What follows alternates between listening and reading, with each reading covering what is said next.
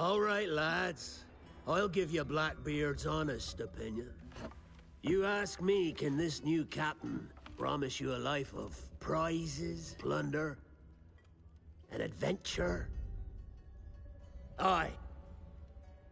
For amongst all the gentlemen of fortune sailing these West Indies, he ranks amongst the most clever. There was a time when I thought myself the deadliest scourge of these seas. But this man is a fearsome dog that feeds off trouble and turmoil. I seen him clear the deck of a Spanish galleon like it were nothing. Fighting like a devil, dressed as a man. And he's a canny one. Knows his way round every crag and crevice of these islands. So if it's fortune and adventure you seek, then Captain Edward Kenway's your man. Only, don't meddle in his private affairs. For there's more mystery to that man than even I dare ask.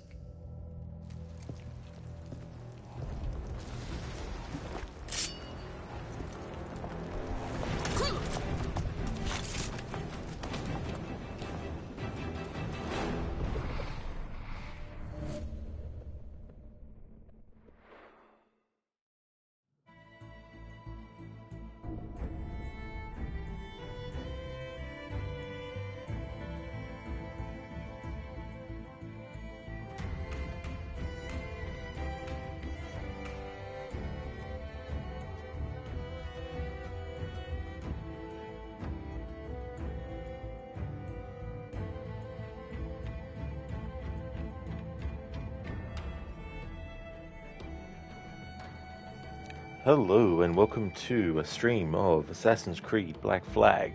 So, this will just be a short stream. I finished my second playthrough of Mirage and I said at the end of that stream that the next stream you would see from me would be Tomb Raider, and that you know that it would be Sunday if you saw me streaming that. Well, I decided to do a bonus Saturday stream of an Assassin's Creed game, and considering I was starting this playthrough next Saturday, I thought why not do a short stream and start it today. And it's still Saturday here for another hour, so that'll still fit in the Saturday. I always go from when the stream started to count it for the day that I started the stream, not the day that I might finish it. So we're going to be doing a different focus for Phase 5. Phase 5 of this is going to be a showcase. I will be playing through the story, of course, but this is the focus. Examining and reading database entries about locations, animals, environments, examining NPC activities, dialogue, reactions, and showcasing outfits, ships, plus anything else that I might find along the way or think of as we go through. So need to delete this save. So we had the Assassin Focus playthrough, which was Phase 4. Phase 3 was Pirate Focus, Phase 2 was Music, and Phase 1 was just basically play through the story and the DLC.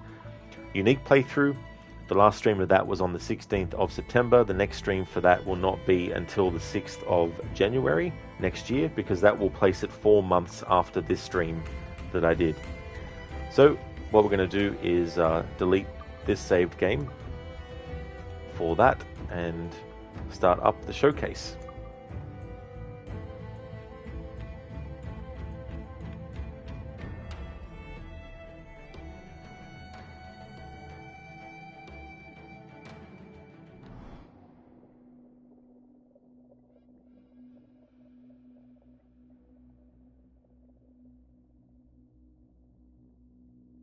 Oh, hey there, Brutus.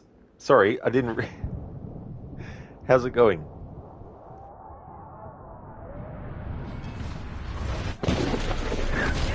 Hold fast!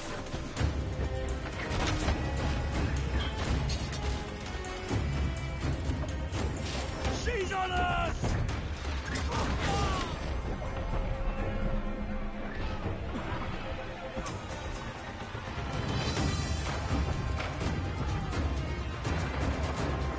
here! Man the cannons!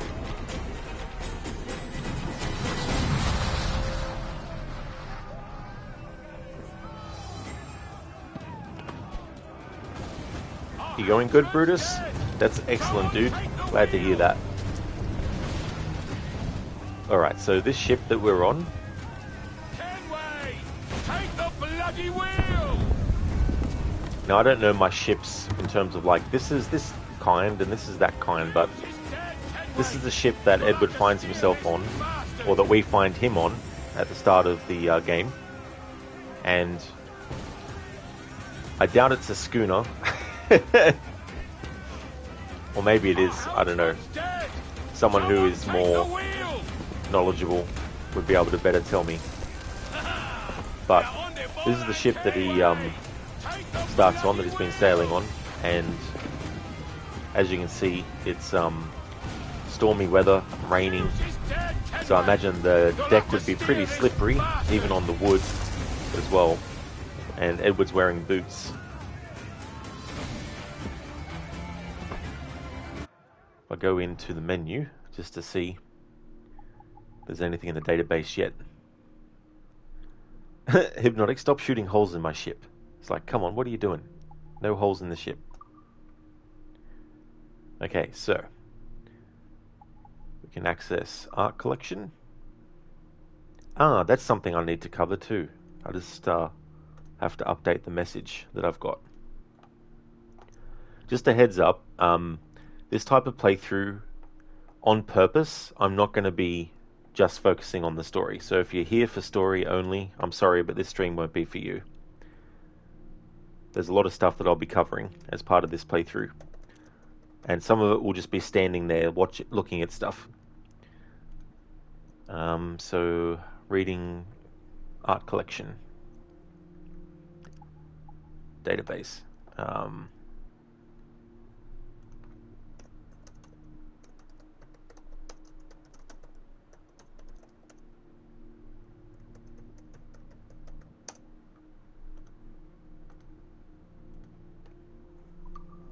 Alright, art collection, harbour scene at sunset.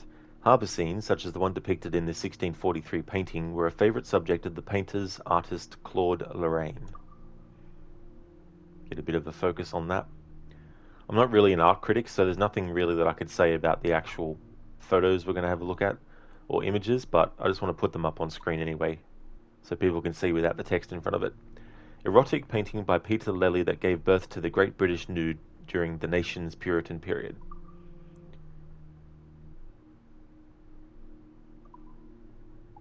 Saint Jerome as Cardinal. An unusual rendering of Saint Jerome as a scholar rather than an ascetic. The book supporting his hands alludes to his work as a translator of the Bible in the 5th century. Alright, so let's have a look at what that word means. I don't know what ascetic means. So apparently ascetic can mean characterized by severe self-discipline and abstention from all forms of indulgence, typically for religious reasons. That's the adjective meaning. The noun is a person who follows an ascetic life. Similar sounding words, ascetic is sometimes confused with aesthetic.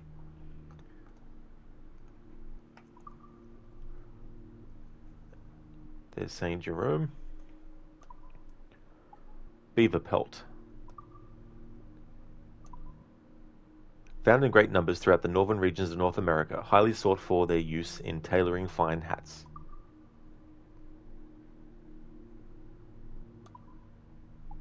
Bracelet. Ivory bracelet owned by a Nigerian chief from the kingdom of Owo. Can't move the character models around in this game. Cabinet. An armoire heavy decorated with tortoiseshell and brass. So some of these are things that you unlock when you do the Kenway Fleet missions. Chalice. A finely crafted chalice from the region now called Mexico. It's a shame they don't actually say what it was called back then, to know in context. A clock. An English long case clock displaying hours, minutes, moon cycles, and the times of the high tide around London Bridge.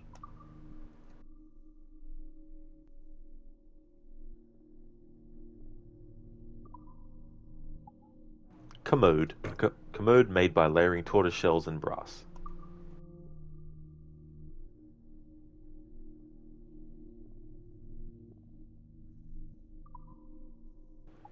Drum. A military drum displaying royal symbols used to provide a marching cadence.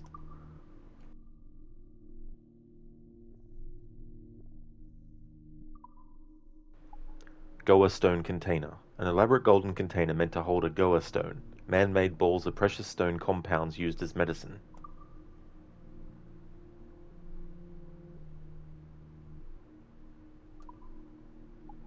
Jar with 4 faces. Ceramic jar depicting 4 faces created in Casa Grandes, thought to bring increased wealth to the region.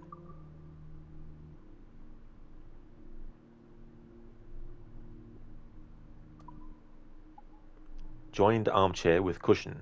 A solid armchair with a large stuffed cushion, typically reserved for the head of the household or important guests.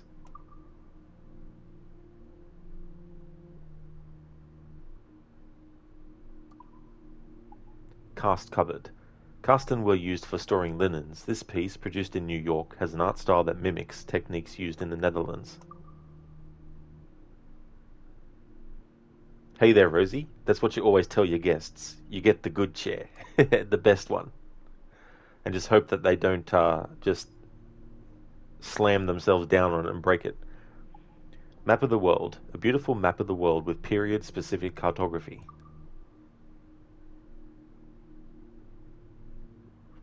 Rosie, who are you kidding? You don't have good chairs. Mirrorback. A lovely example of art native to Veracruz. Such mirrors served as costume elements, connoting high rank or authority. They may have served a ceremonial function as well.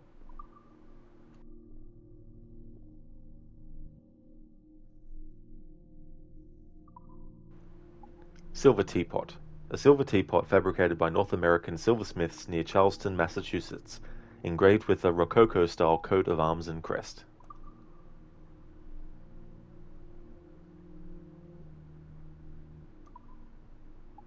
Silver two-handed bowl. Silver bowl fabricated in New York in the early 1700s, commonly used to contain brandy and raisins, which guests could scoop up themselves using spoons.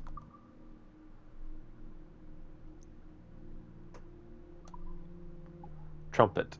A trumpet with 5 ferrules, a wooden block, binding tassels, and a Nuremberg ring, common to the German city of the same name.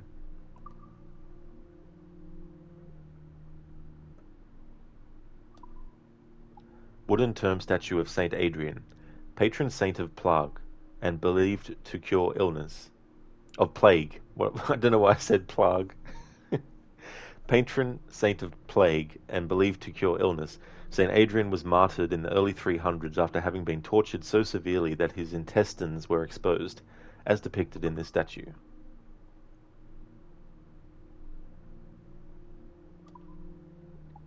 Yoke form vessel. A Mayan cylindrical ceramic vessel joined with a U-shaped element, commonly considered to be a belt or waist guard associated with an ancient Mesoamerican ball game.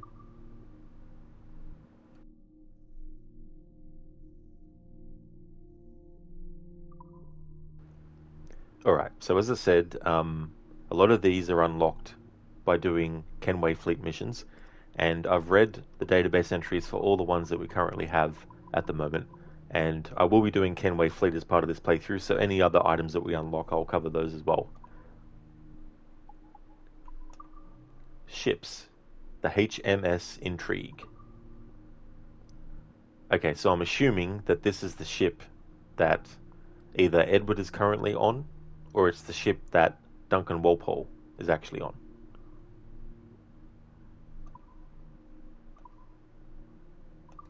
People. So I'm not going to read character database entries. I'm going to read those in another playthrough. Phase 6 of this playthrough of this 10th anniversary. Pirates, buccaneers, and privateers, often used interchangeably. There are a number of important distinctions to make between these infamous high-sea swashbucklers.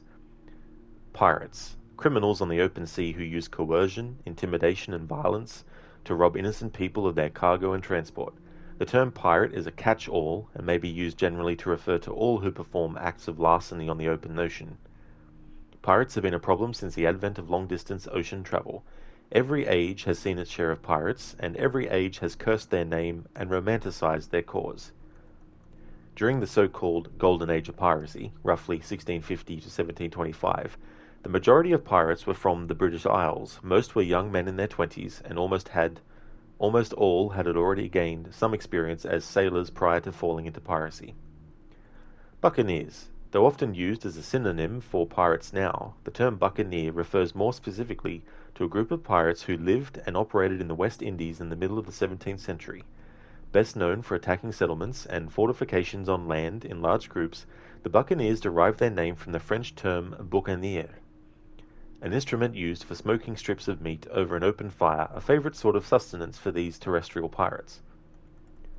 Privateers. Privateers were non-commissioned sailors who attacked and robbed given a letter of marque by their king or their king's official, such as a governor. Thus the distance between a pirate and a privateer is but a hair's breadth of difference. Pirates simply sail for one monarch fewer. Just need to make note of what I've actually covered already. Something I didn't do in the phase when I was focused on assassins and database entries related to assassins. So we've done art collections,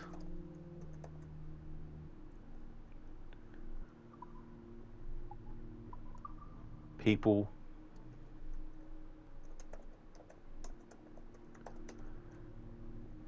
covered pirates, buccaneers, and privateers.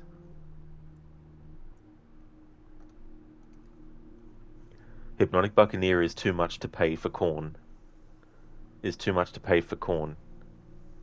Not sure about that reference in relation to buccaneers. So a buccaneer is too much to pay for corn. Oh, you mean if you're if you weren't a buccaneer, then you wouldn't be able to pay for corn? Or I don't get that reference. Oh, and ships, the HMS Intrigue.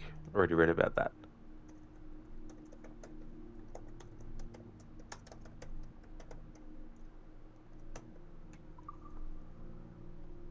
Well, I didn't read about it because there's nothing to read about it.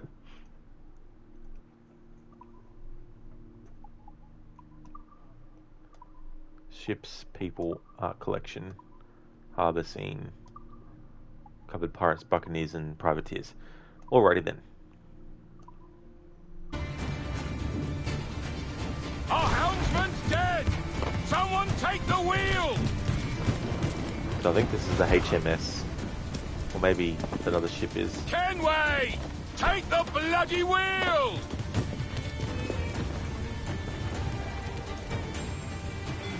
Fire! Crowd on every inch of sail! Fire on those bastards! Ready to fire! Clues up! Get the mainsails into the wind! Working on it! On your mark, Captain! We'll give a good broadside! Ready! Ah, yeah, HMS Intrigue is the ship that Duncan Walpole's actually on.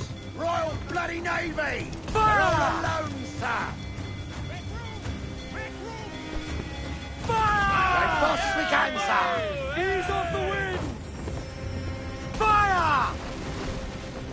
Unload all the shot we...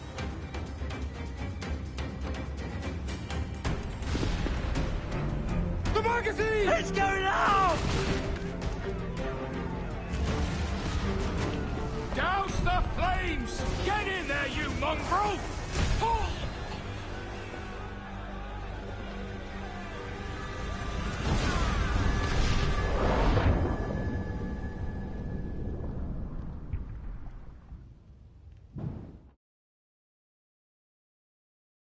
Is it dangerous? Edward? Privateering, is it dangerous? Wouldn't pay so nice if it weren't. Why not sail with the King's Navy, earn a proper wage, sail under gentlemen? Sod the Navy's gentlemen. For every shilling I'd earn, the captain gets 600. That's no way to earn a fortune. We don't need a fortune. It's not about need, Caroline. I want food that don't make me sick. I want walls that hold back the wind. I want a decent life. How long would you be gone with these privateers? A year, I reckon. 2 at the most.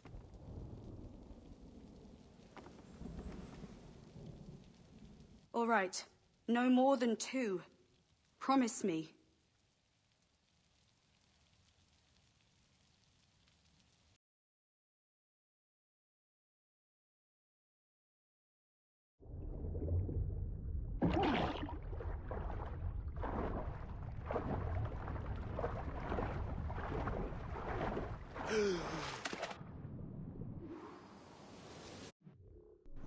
Hypnotic. A buck in the ear is too much to pay for corn. Bad wordplay on my part. A buck is also a slang for $1. Ah, I get it now. Okay, sorry. I thought you were being like serious. Like I didn't realize it was a pun. I just provided a link to a recent video that was done where a pirate expert looked at Black Flag and covered a lot of different things. I figured since in this playthrough, this showcase focus playthrough, I'm actually going through things and showing information and reading information about ships and, you know, all that kind of stuff, that it would be a good relatable or related kind of like content to actually share. So I'll keep that pinned to the top of chat.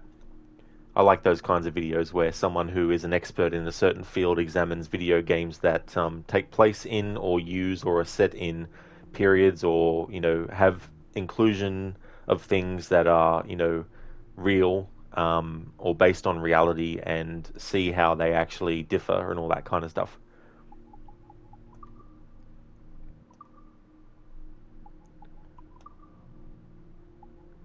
The Jacobite. Okay, maybe that was the ship that... I don't know. I don't know my ships. Plus, unfortunately, there's no photo mode in this game. That would be very handy if there was.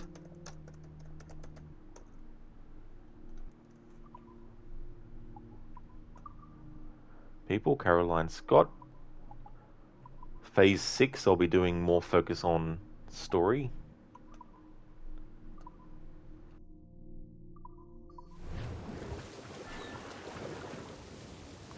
And here we have the debris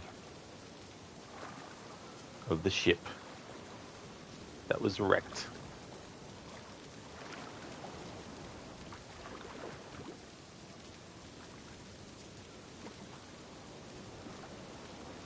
It's not like I have knowledge about this is this kind of tree and this is this kind of branch and that's this kind of rock formation and all this.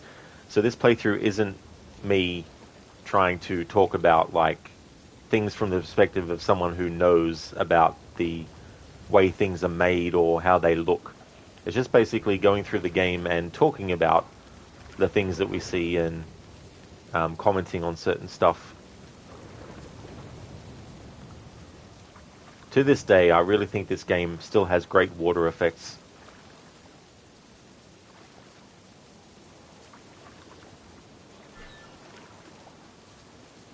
I've said this before, but I would argue that the graphics for Black Flag are better than the remaster of AC3 by a mile.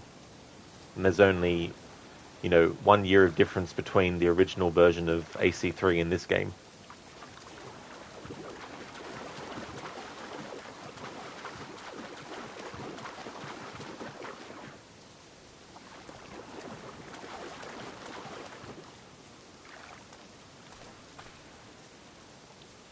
That's like the look of the rain hitting the ground.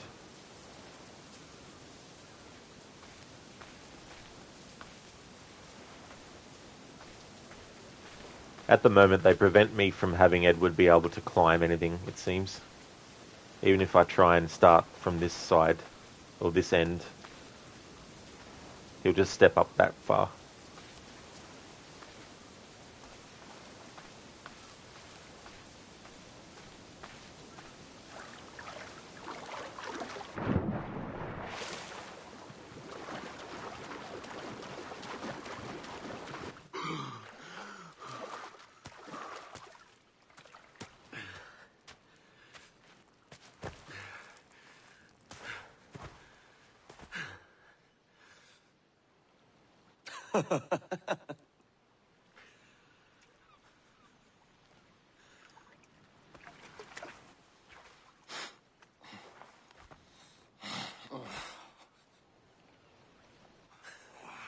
Was it good for you as well?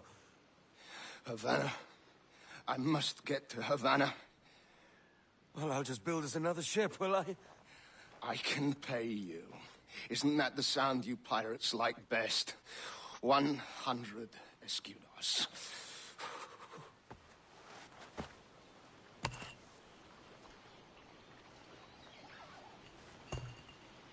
Keep talking. Will you or won't you?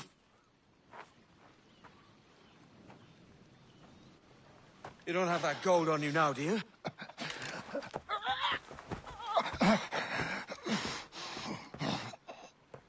Bloody fucking pirates!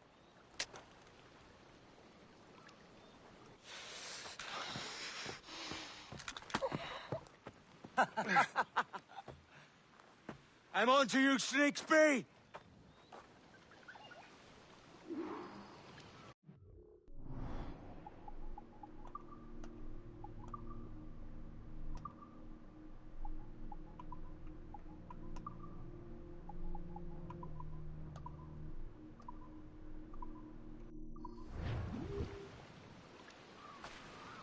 Come on, mate.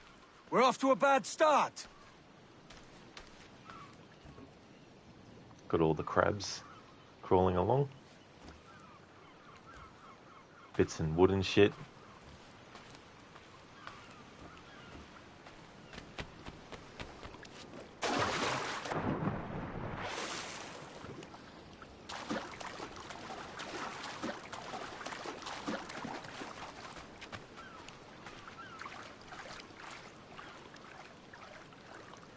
The thing I love about the graphics for this game is how crisp things look, but also how vibrant all the colours and stuff are as well.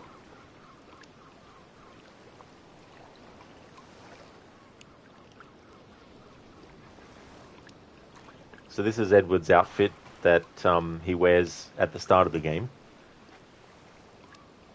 It's a shame there's no photo mode, because it'd be really cool just to revolve around, so I have to rely on putting him close to something and then moving the camera accordingly.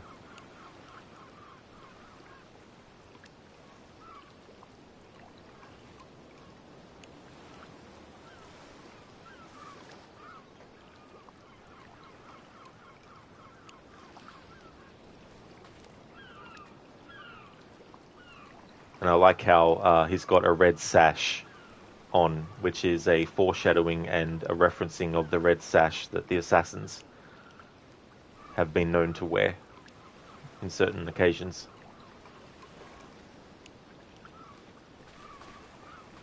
Then we've got Edward's tattoos that he's got. Can't really get a good close-up view of them. So if they do a remake of this game, they should have photo mode, hopefully.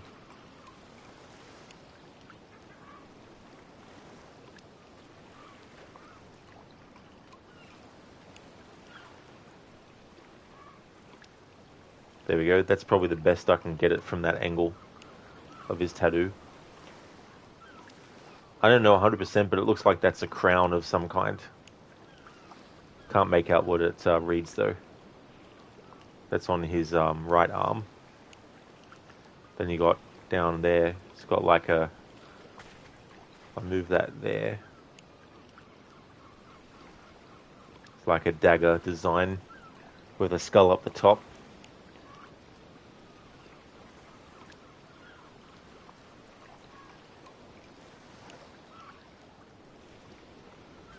And he's got his chest tattoo.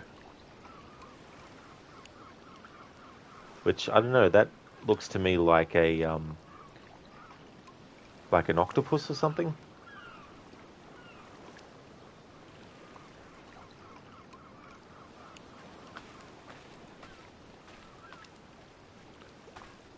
I'm gonna look at his tattoos on his other arm. Oh yeah, so he's got 2 pistols. and he's got a picture of his wife Caroline.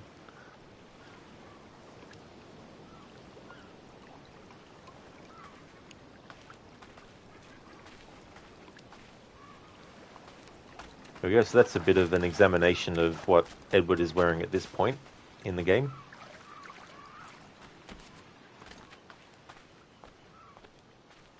Should also keep an eye on weapons and have a look at those too. Showcasing ships, showcasing weapons. I'll add that.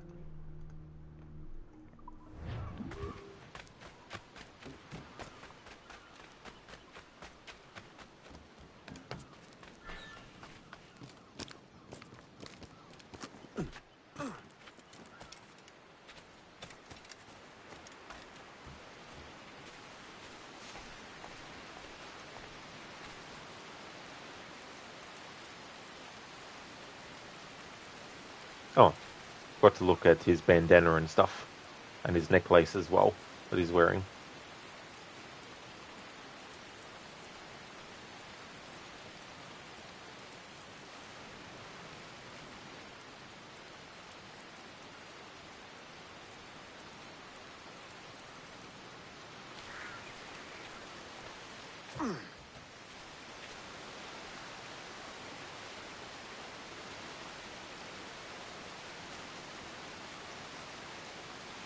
The waterfalls.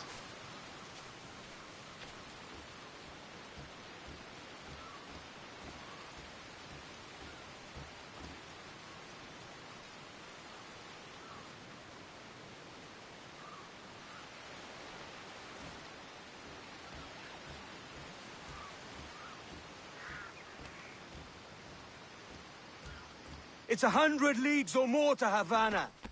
Will you walk that distance?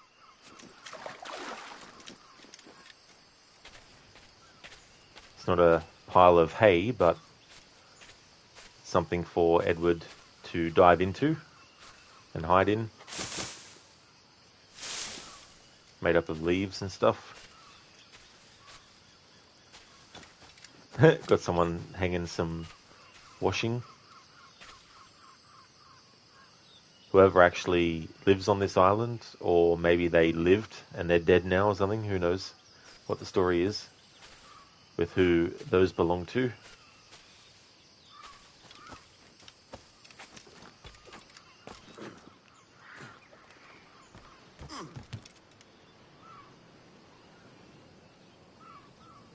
Got the seagulls flying around.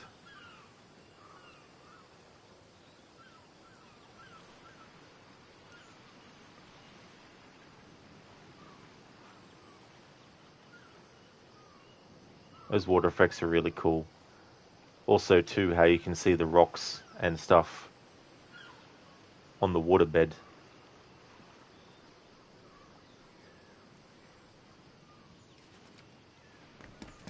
All this stuff that they do, all the time that they put into it. Sometimes it's easy to forget all the work that goes into crafting environments and things in video games. Like, it was someone's job to make sure that the water looked a certain way. It was someone's job to make sure that the wood looked a certain way. It was someone else's job to make sure that the leaves on the trees and the different kinds of leaves, you know, and they probably would have had to research what kinds of trees would have grown here and all that type of stuff, and look at rocks and how they're formed, and so many other details and stuff. So in this playthrough, I want to try and focus as much as possible on that kind of stuff. So again, just to let people know, this type of playthrough, I will be doing the story, but I'm not rushing through the game. So if you're here purely for gameplay of the game and the story, unfortunately this playthrough will be spending a lot of time just exploring, examining things, reading database entries about locations and all that kind of stuff. But if you go to my YouTube channel, I've done quite a few different focuses on this game as part of celebrating its its 10th anniversary. So I'll just provide a link to that.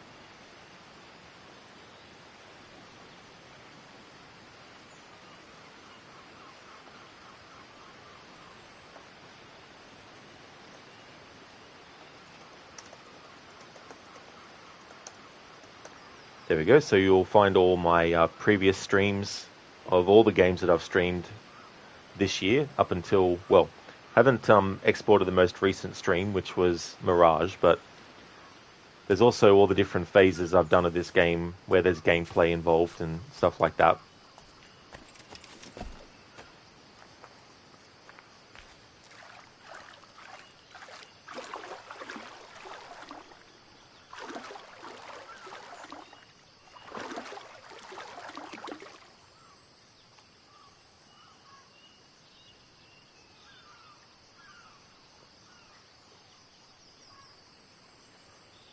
I mean, obviously things are definitely showing their age with this game, but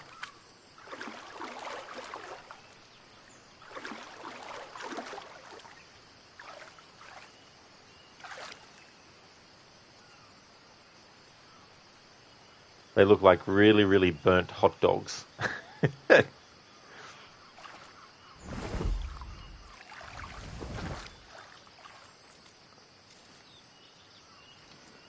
Got all the mud.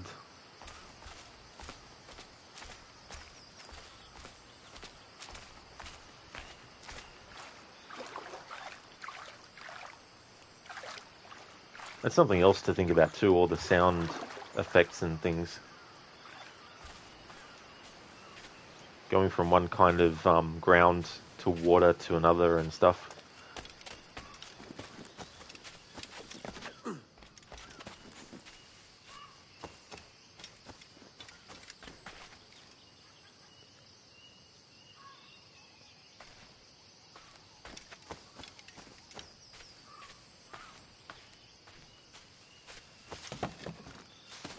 Obviously, there will be areas that have the same kind of things, like the same kind of huts, the same kind of trees. So I won't be doing this for every single location in terms of like ones that have the same stuff.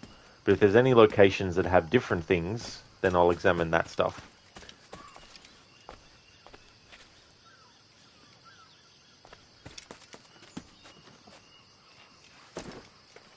That's the other thing someone would have had to research. What kinds of flowers and plants and stuff actually grow in this part of the world that this game takes place in.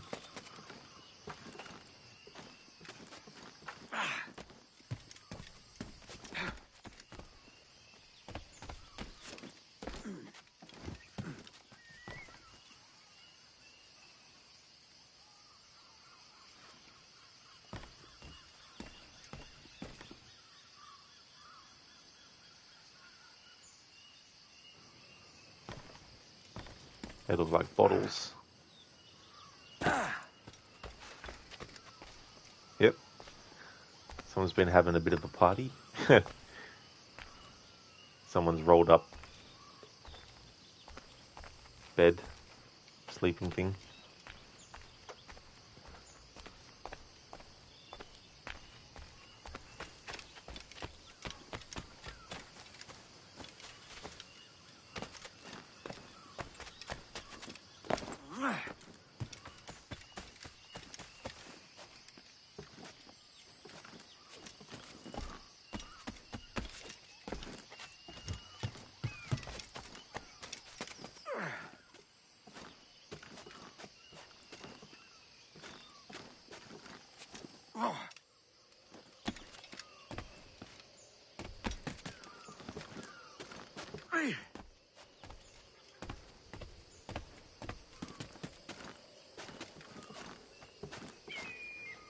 Bye-bye, eagle.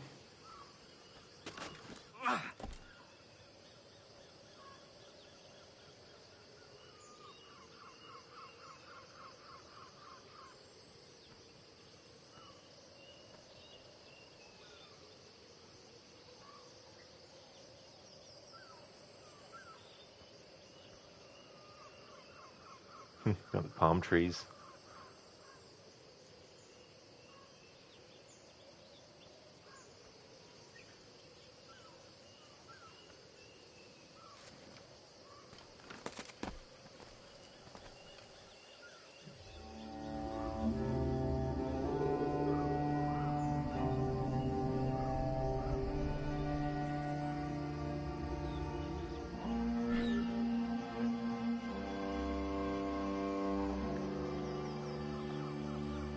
Oh, FPS Chicago, thank you so much for the follow.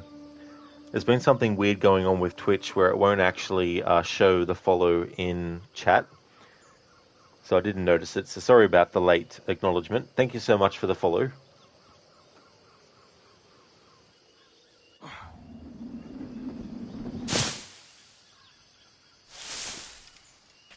Posh git.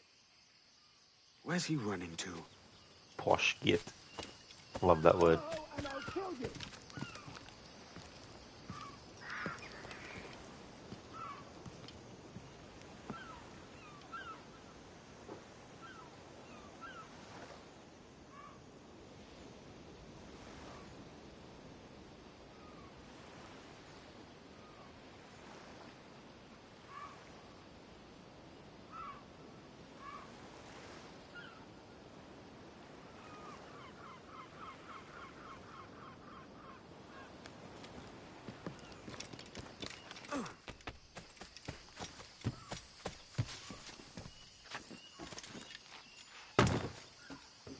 Chest. Like that, there's all that gold that's inside it.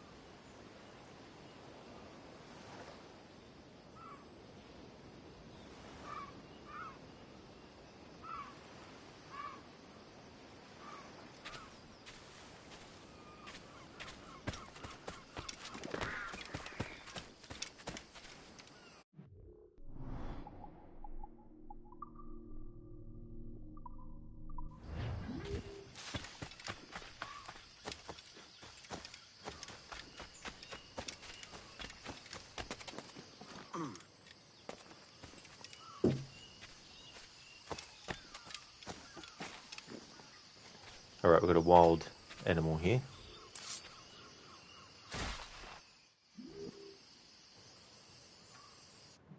Wild pig hide. Fauna. Wild pig. The wild pig or boar is a large cousin of the domesticated pig, covered by hairy bristles. They were introduced by Europeans to the Caribbean basin. Columbus himself brought 8 pigs with him from Spain. Wild pigs flourished in the island environment and were hunted by sailors and pirates to provide salted pork on their voyages. Fauna, wild pig, covered.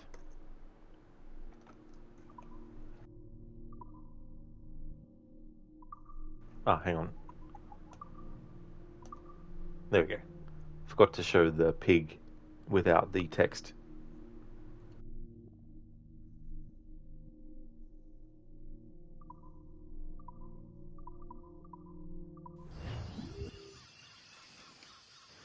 And now, of course, the carcass is left there, picked clean.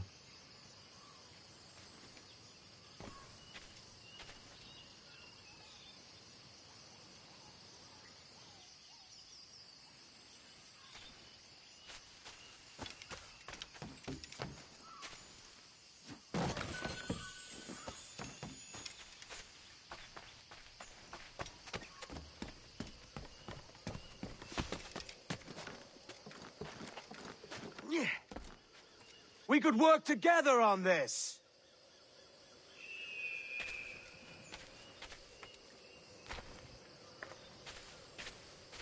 Got a ramp-like structure.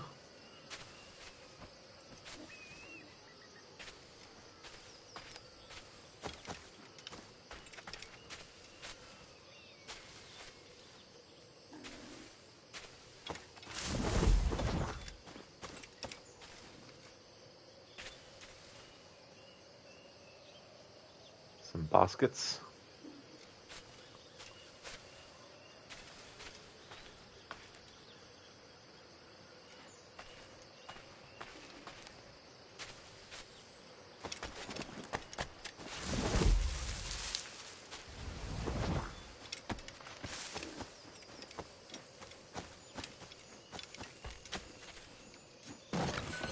Like these little, like, alcoves.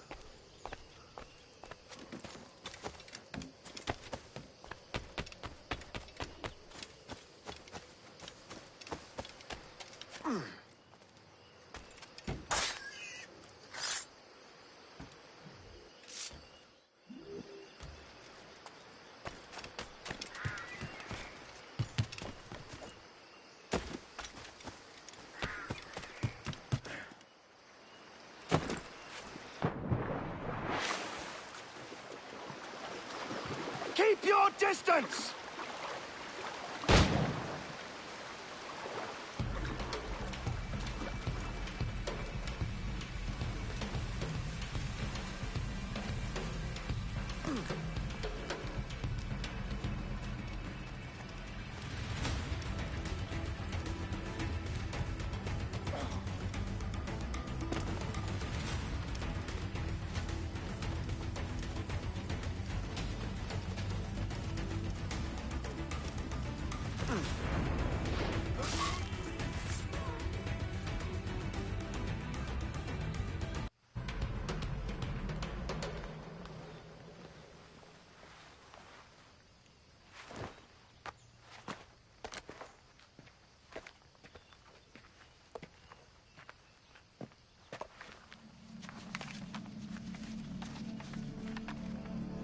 Senor Duncan Walpole, I accept your most generous offer and await your arrival with eagerness.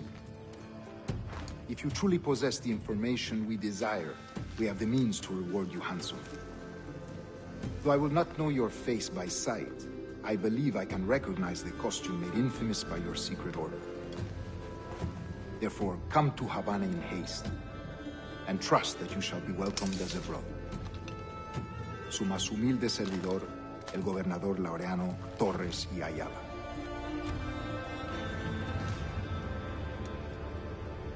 Mr. Walpole, let's collect your reward.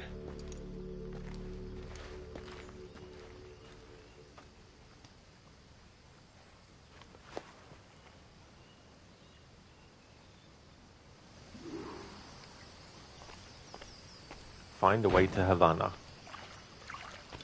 Is it over this way? No. There it is. Here, we're in Havana now. Just kidding.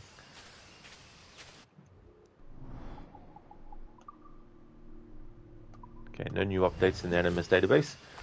Okay, so now Edward has the assassin outfit of Duncan Walpole.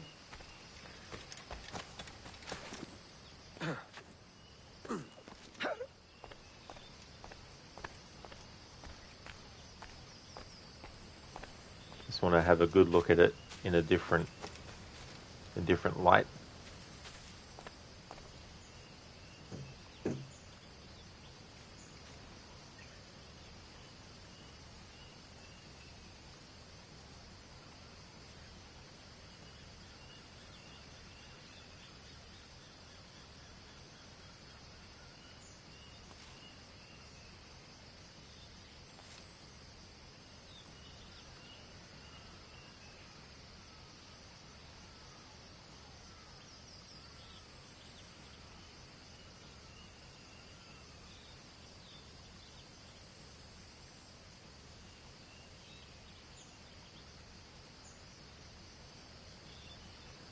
I wish I could say I have all the outfits that you can get for this game, but there's some that were locked behind pre-order stuff that isn't available now and things like that. But I will showcase whatever outfits I can actually access with the version that I have.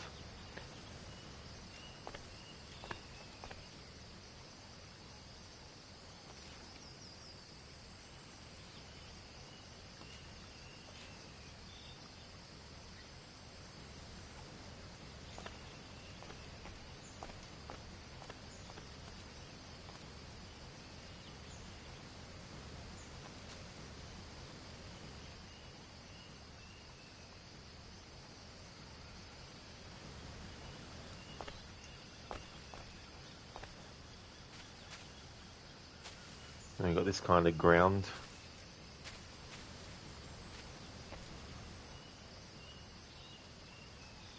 Wonder what all that stuff is supposed to be. All the yellow gold stuff. wonder if it's supposed to be like moss that is really dried up or something.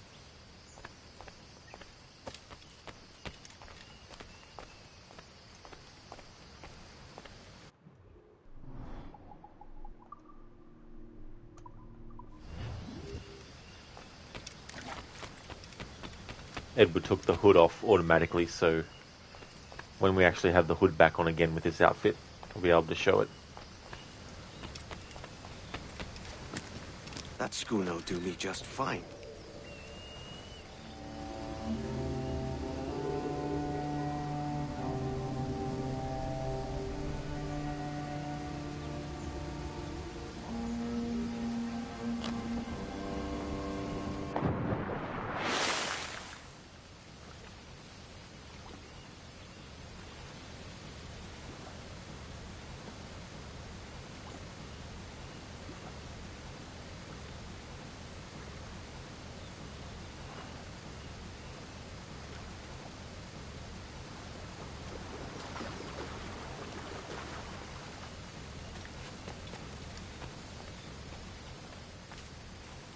Skeleton of an animal?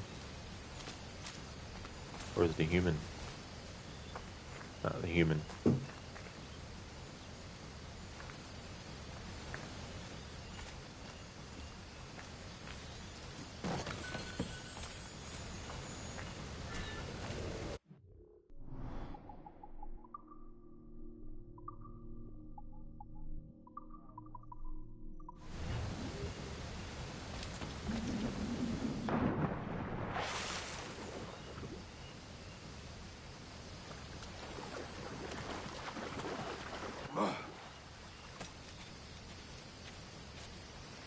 Like the water dripping off.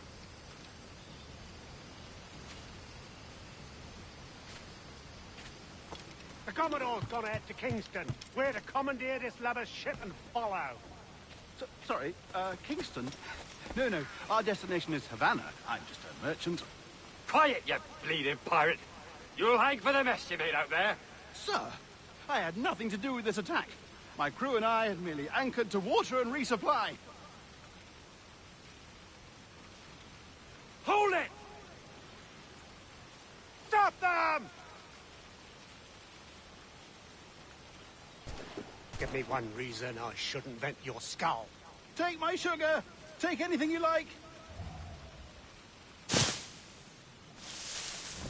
I'll pay you! Anything you like! Stop there!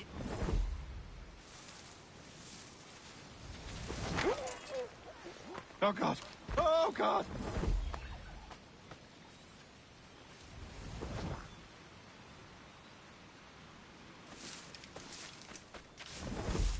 Take my sugar!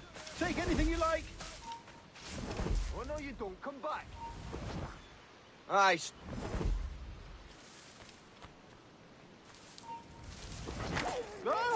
I'll pay you! Anything you like!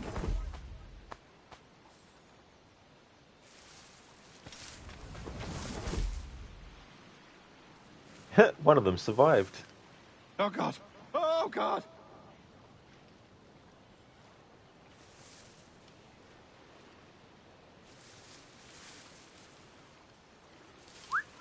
Take my sugar! Take anything you like!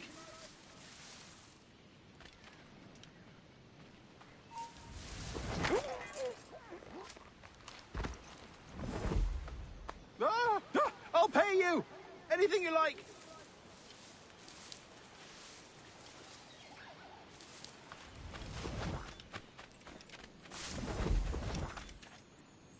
Oh, God! Oh, God!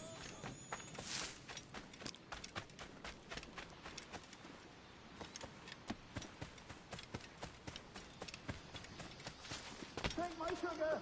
Take anything you like!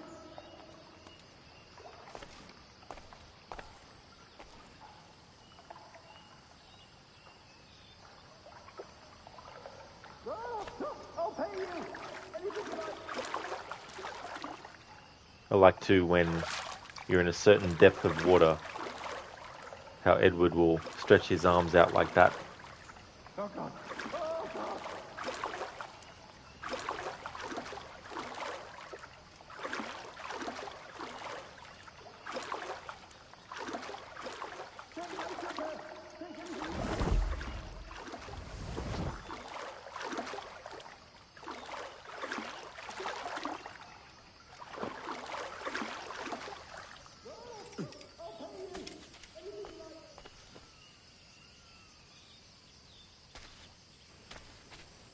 rope and stuff.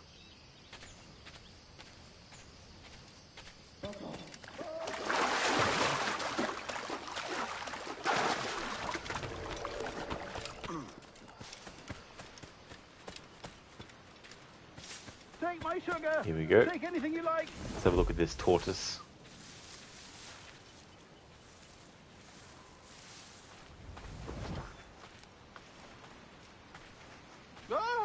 I'll pay you. Anything you like.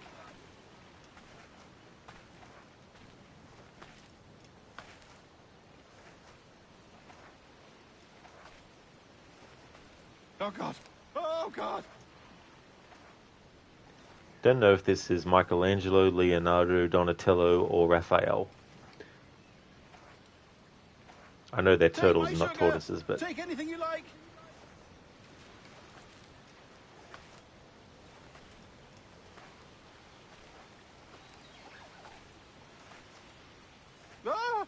I'll pay you. Anything you like.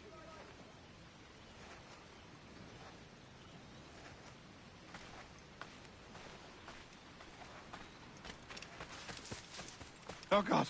Oh God.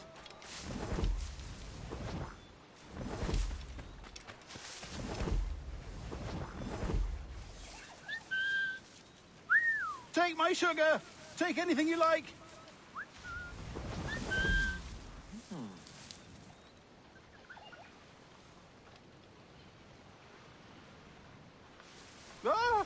I'll pay you.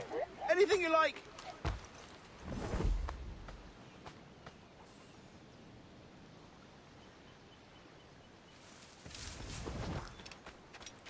Wonder if the game will let me go to Steed's ship. What the hell are you thinking, Henry? You can't sail a schooner with no crew. Take my sugar. Take anything you like. Got the fishies.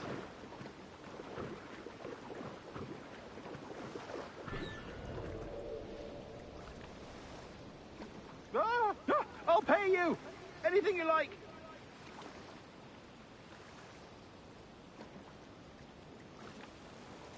I like too, of course, the difference in how Edward moves through the water depending on how fast you make him go.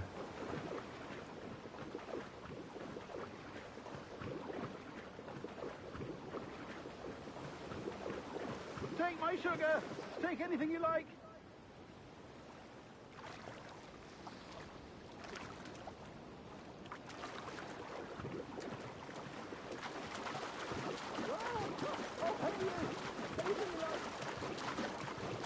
Cool, let's just get close to Steed's ship. This works perfectly. Now I can actually examine this a little bit. I'm not going to examine every single ship in the game like, here's a ship that's docked. But specific ships, especially character ships, is what I'm going to focus on the most. In terms of like, getting up close and examining and looking at stuff. The ship that Stede Bonnet has a unicorn.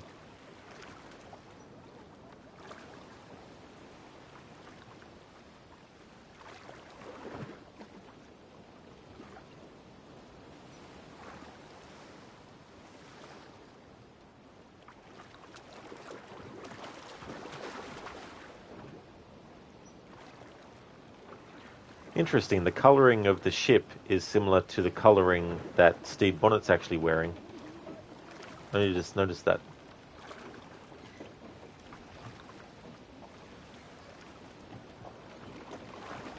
I've got a video linked, pinned to the top of chat. Recently there was a video by GameSpot about a pirate expert reacting to this game. And one of the things I remember them saying is that Stede Bonnet actually bought his ship.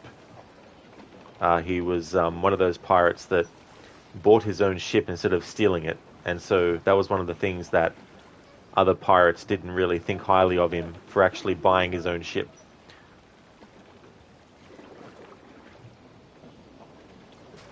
I mean, I don't know if this ship that he's in here now is supposed to be that same ship, because at this point in the story he's not a pirate.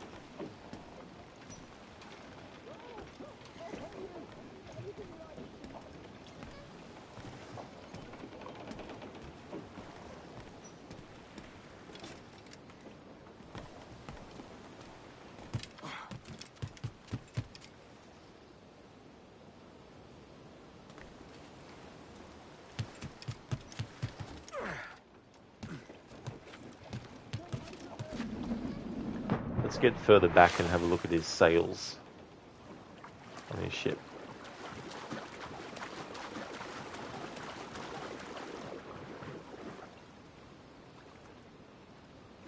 It's got the Union Jack flag at the top as well. Don't know what that other flag is.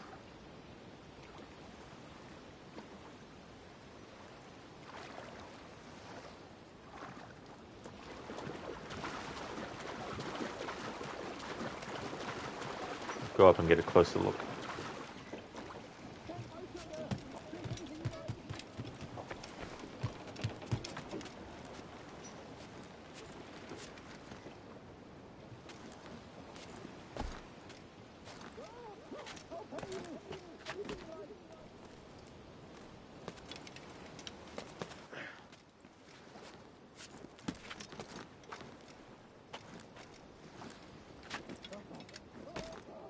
Alright, so that's a closer view of what that other flag is that he's flying.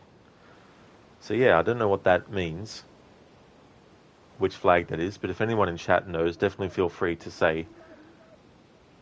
But that's that flag.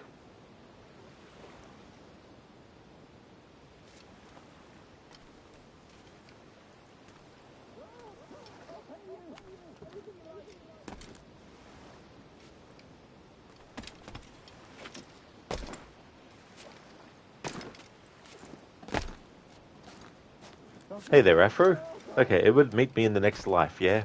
Why not? Or the one below.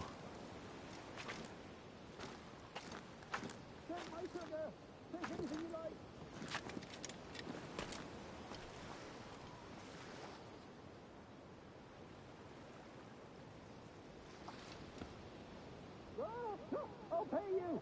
Anything you like. What the hell are you thinking, Henry? You can't sail a schooner with no crew. This is the back of Steed's ship. Afro, isn't it just England and United Kingdom? Bonnet is English. Well, I know one flag represents the fact that he's a British merchant, but I don't know what the other flag means, though.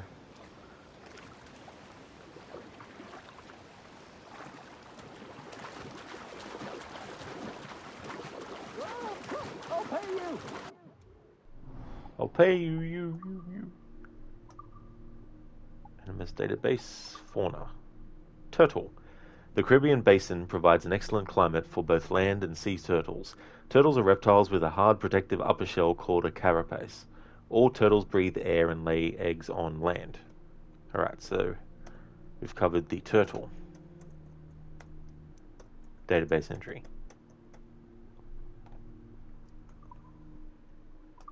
People, Steed Bonnet. Oh, the British Empire. Alright, so when it comes to things like this, about an actual, like, a nation or whatnot, I'll actually read it. The British Empire. The course of the 18th century saw the British Empire become the world's leading colonial power, with France and Spain as its primary rivals.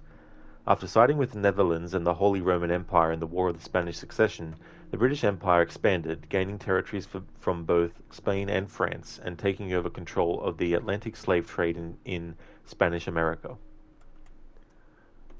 And that's the British Empire covered.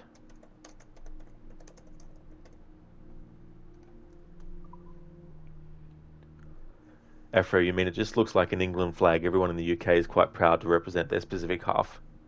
Yeah, as I said, I know what the Union Jack one is, but the other one, the one that's like a thinner flag with the cross, I don't know if that's actually a British flag as well, or if that's maybe a flag just to signify that he's actually a merchant.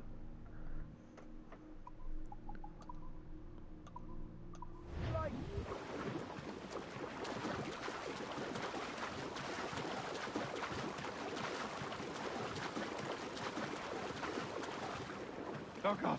Cool reflections.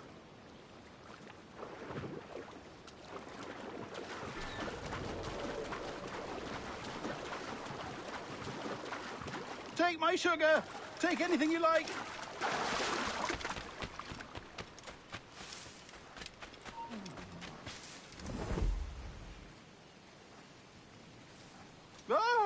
I'll pay you. Anything you like.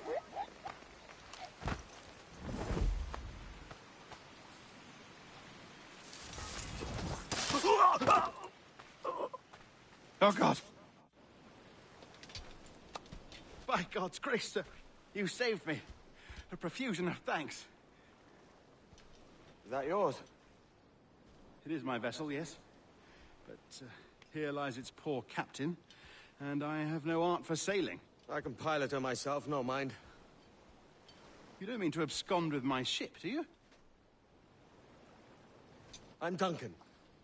What's your name, friend? Steed Bonnet. Well, Mr. Bonnet, let this stay twixt us. But I'm on a secret errand for His Majesty the King, God save him, and I must get to Havana with speed. Ah, that is a relief, sir. Havana is also my destination. Our ways lie together. Natural allies, then. Ah, you put me at ease, sir. To think I took you for a pirate when you first appeared. Did you? Yes. You have uncommon way of handling yourself. Quick and easy, if I may say. Gave me quite a fright.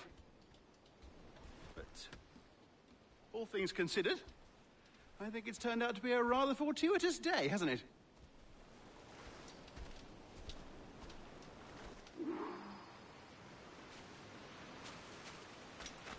Lacking a rowboat, I'm afraid we'll have to swim to my ship. Hardly the worst thing to happen.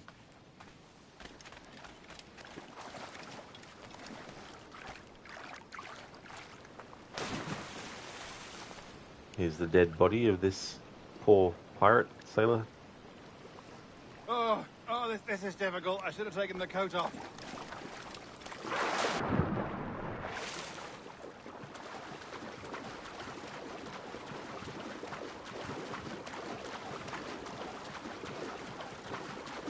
And now randomly there's crew on the ship when there wasn't there before when we investigated.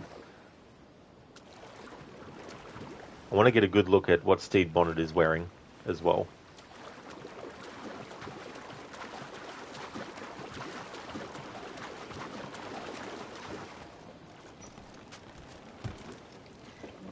But let's also observe the crew and what they're doing.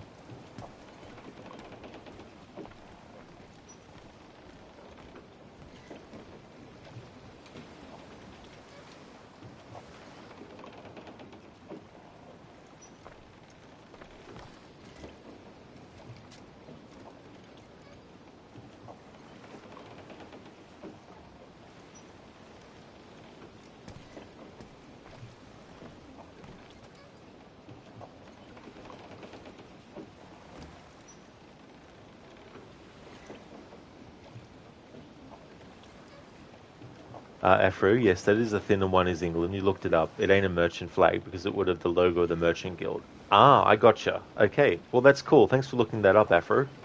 So the thinner one is also representative of England as well. Cool.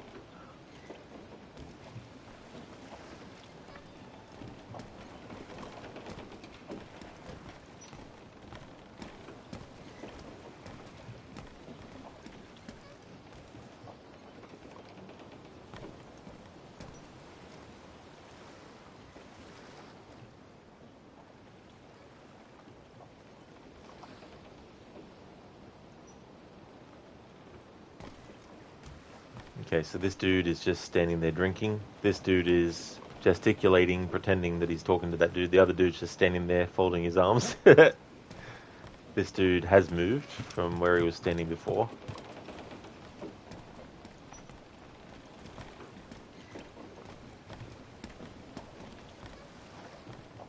He's having a good old lean and drinking nothing.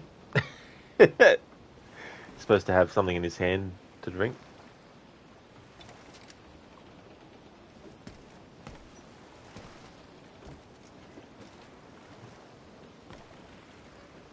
Having a stretch. I think he's gone balmy.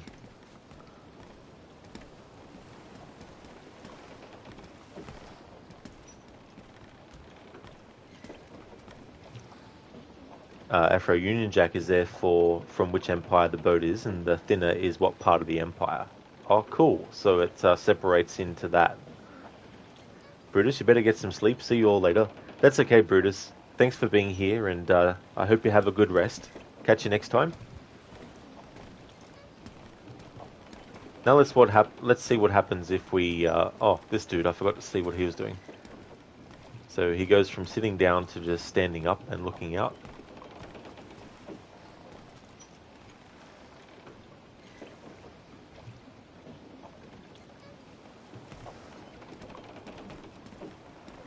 Okay, so let's see what happens if we interrupt the cycle for some of these characters.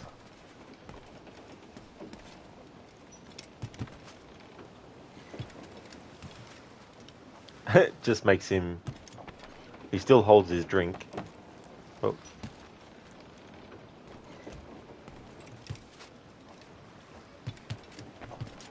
But no verbal reaction. There we go, verbal reaction from that dude.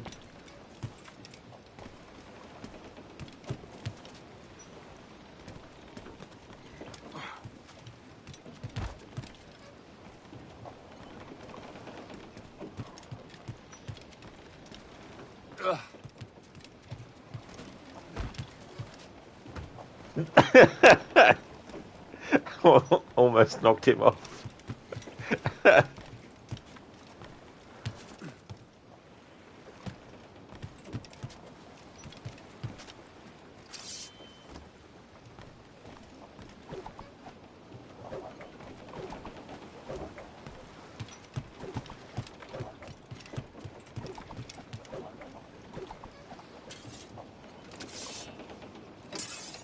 Alright, they don't have any reaction to Edward pulling weapons out.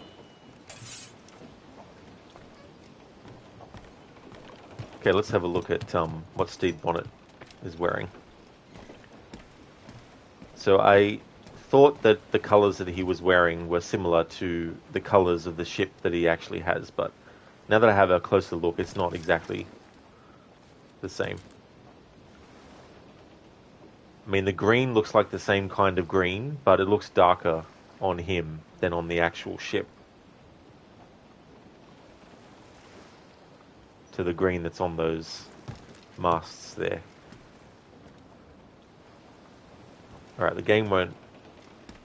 Because Stede is programmed to turn in the direction based on where Edward is standing, so I can't get him to face forward one direction and then show his outfit. There we go. Oh, Edward, move your head, mate.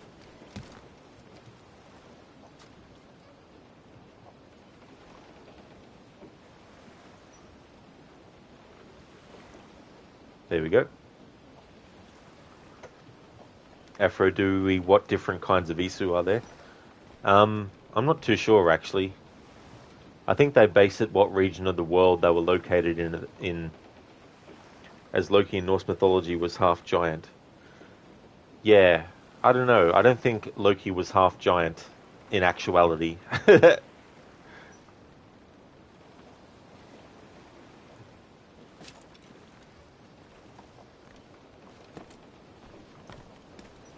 And then whatever that translates to Isu. Same with Juno. Yeah. Not sure about that stuff.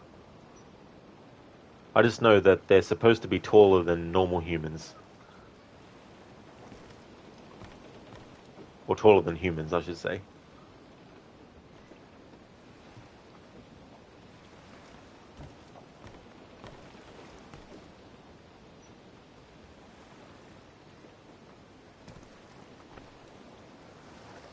We see Bonnet has like a blue sash kind of thing on.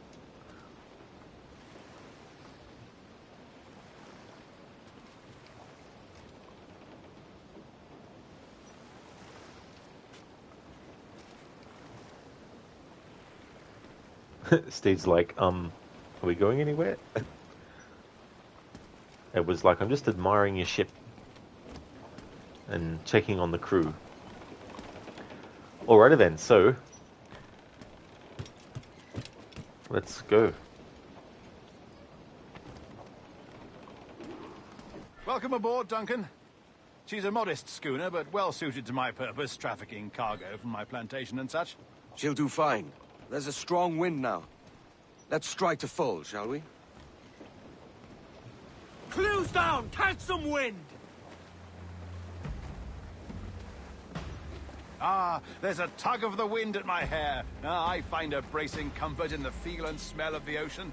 The raw stink of possibility.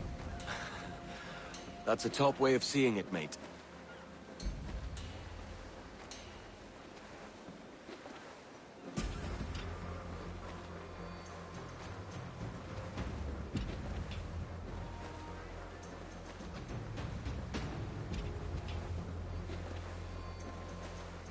We've really opened it up now, haven't we?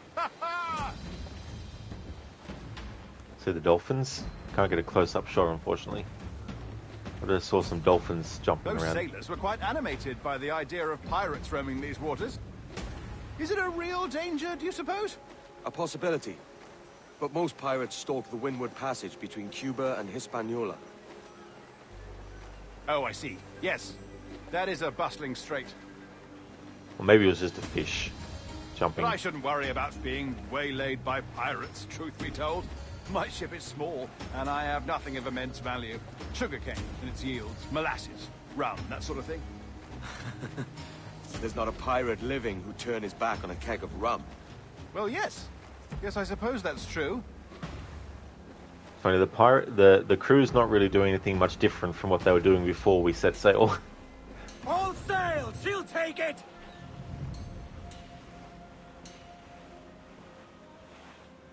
Hey, Lucinda. Take my sugar. Take anything you like. Trim the yards off the wind! It's like, what was that, Bonnet? I didn't quite catch it the 50th time. No, Afro. I actually watched the ending for Dawn of Ragnarok when it came out, and I was like, fuck this noise. Every last scrap of duck on the wind!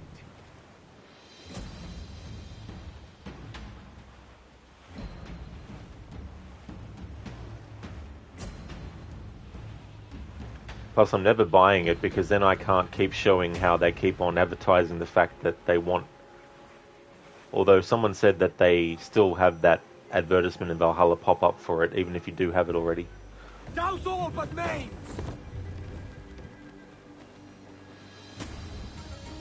Loose all and trim sharp to the wind!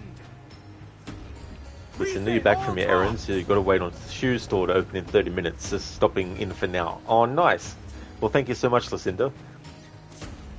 I thought I would make a start on this playthrough today because I still felt like streaming something, but I didn't start to feel like that until after I'd done the other stream, and then about an hour or so later I was like, how about I do another stream? And get a start on this playthrough. And my sugar partner. Hey there, Crooked. Thanks for redeeming the Arnie impression. Loose main sails! Douse the royals and tops!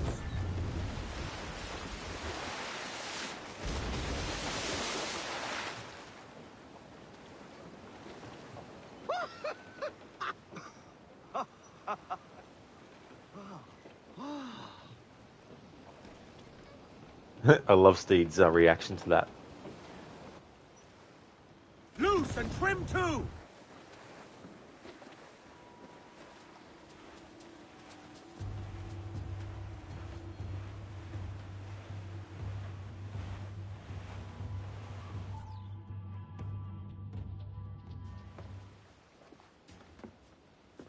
You're a natural sailor, Duncan. I did a decent trick at the helm some time ago. 2 years before the mast as a privateer. Dash my buttons. Your life seems a grand one, if I may say. So full of adventure. How marvelous. I've seen my share of strangeness, aye.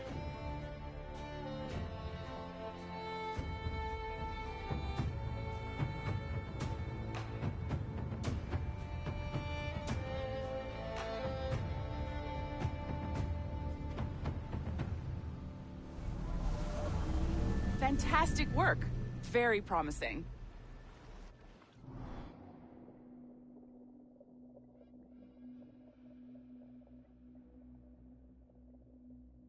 All right, easy now. There you go. Welcome back. Well, your numbers look good. Now let's make sure we can break your brain, all right? I need you to move your head and look at these lights just here. Look up. No, I'm not going to do what you tell me.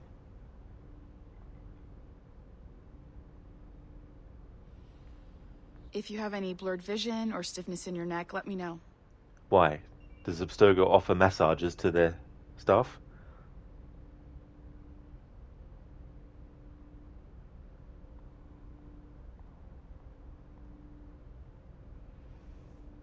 Something wrong?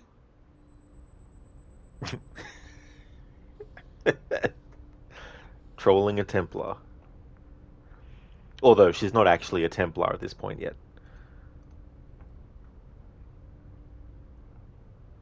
If you have any blurred vision or stiffness in your neck, let me know. Afro Yip when Sigurd leaves for Repton. Can't even skip the advert, which I think is complete and utter bullshit. It's just ridiculous. Crooked, how'd the rest of Mirage go? Okay? It went really well. Need you to look at the lights Got here it done. one at a time. The amount of hours it took me for my second playthrough was about 20, which was 7 hours less than what my first playthrough was, but in that playthrough I was exploring a bit more, feeling out the game, of course, and collecting a lot of different stuff. But yeah, about 20 hours. Something wrong? 3 stream sessions, so potentially in the future, if I just want to do like a story playthrough of that game, then it will only take maybe 2 to 3 streams to go through. Lucinda, yeah, you were sitting at the breakfast restaurant and catching up on Discord and saw you went live again. I was like, oh! If you have any blurred vision Well, that's or cool. stiffness in Thank your you so neck, let much me know. for stopping by, Lucinda, especially, when you've got things that you're doing today as well. It's really appreciated. Afro, if only I could talk like that. I. Are you okay? It really I does, just need you to Lucinda. look at the lights here one at a time. The music is just so good. Crooked, nice. How'd you like the story replaying it with the knowledge you've had about Nahal, etc.? Yeah, it was definitely interesting. Took a lot more notice of certain things Something as wrong? well. Don't want to talk about it though, because just in case people watching haven't played Mirage yet, but yeah, it was interesting to replay the game.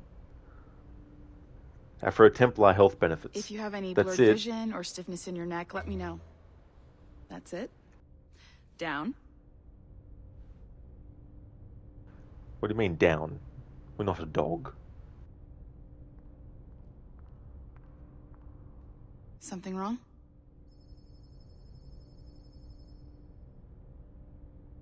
So far, so good. Let's get you up.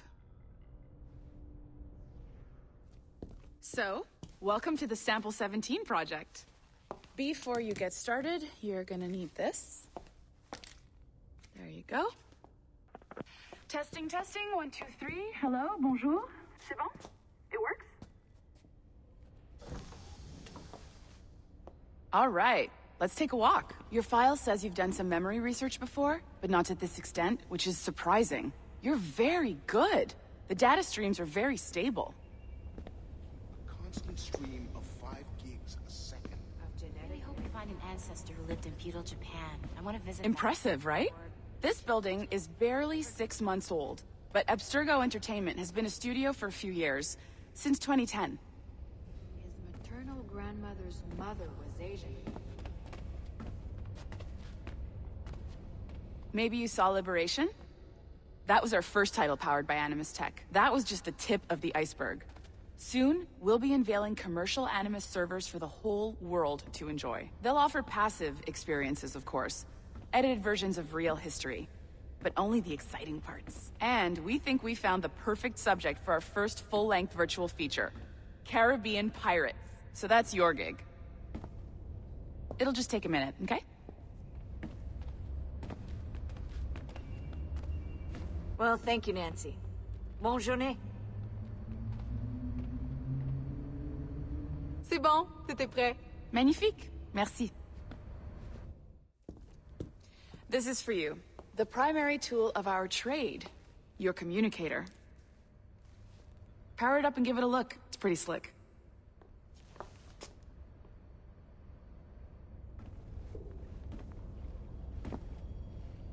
You might have noticed that security seems a little light around here. That's because your communicator is your key to getting around.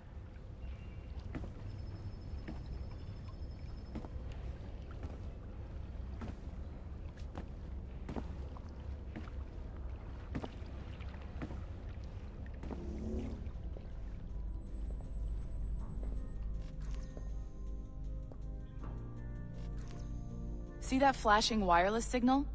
It means you're hooked up to the elevator. I'll let you do the honors. We're headed up to the Sample 17 studio, 2nd floor. Not yet, we aren't. Hey Ronnie, welcome on in. This game looks fun. Yeah, I definitely recommend you should play it. I think you'll enjoy it quite a lot. Afro of Stogo Bordeaux branch it is. Stogo Entertainment. Hey there, Cody. Welcome back. Guess who's back? Back again. Cody's back. Tell a friend. Sorry, Eminem popped in your head. There's no worries, Cody. Welcome back. I hope things are going well.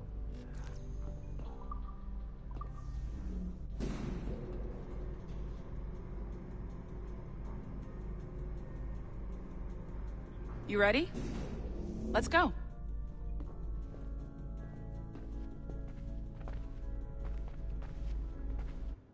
Ah, there's the boss, Olivier Garneau, our CCO. I'll introduce you.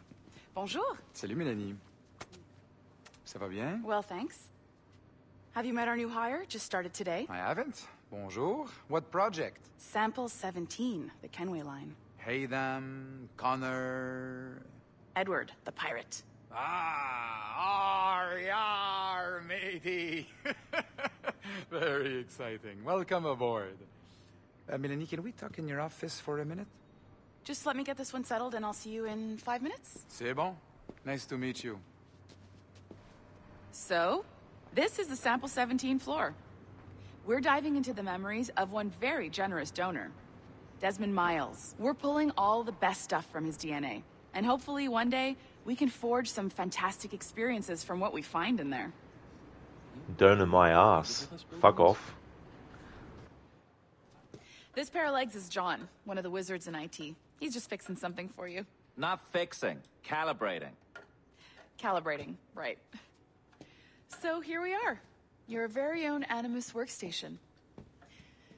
This is all yours, so sit back, relax, and find us some good footage. If you need any hints or tips, the Animus is loaded with tutorial programs, so you'll have no problems. And I'll check in on you later. Happy pirating.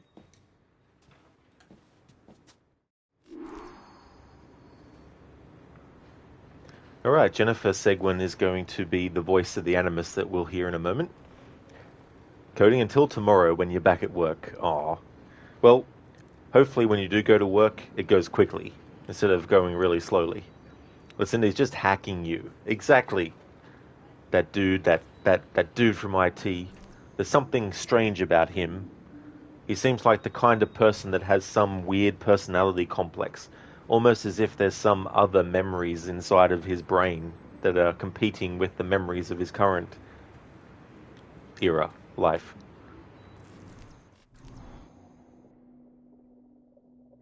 Welcome to Animus Omega, Abstergo Entertainment's proprietary ancestral memory research tool. If you have any questions, comments, or concerns about how to operate your Animus console, please contact your project supervisor, Melanie LeMay. You have been registered as part of the Sample 17 project. Your primary research target is Edward James Kenway, born March 10, 1693, Swansea, Wales. Calibrations complete. All signs normal. All systems optimal. Extra neurotransmitters activated.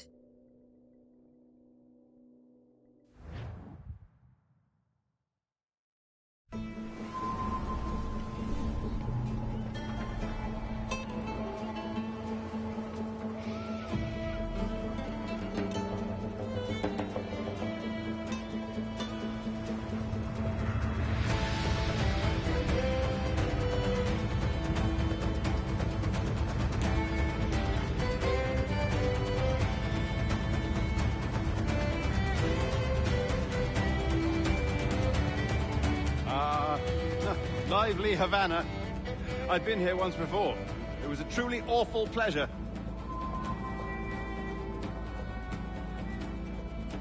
See someone you know? No. Just putting on a friendly face. I shouldn't want to be mistaken for a pirate again.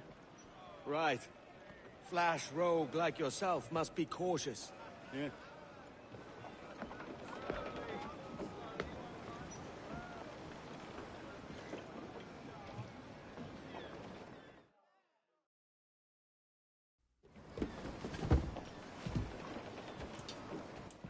Mad to think Spain and England were at war 2 years ago, isn't it? Here I am, bartering with Spaniards like they were my cousins. Nothing wrong, Duncan? No, it's nothing. Sand in my hampers. So where's the best squad in town? I'm dying for a quick kip. Or a siesta, should I say. I'm just headed to a public house now to meet some merchants. I could show you the way. Well, lead on. I hope you'll tarry a bit while I conduct my meeting. It'd be a great relief to have a man of your stature nearby in case of a misunderstanding. I can hang about. I might have a drink. Splendid. A drink. They don't take kindly to pirates here, do they? Wonder how many stolen reals bought these men this perch.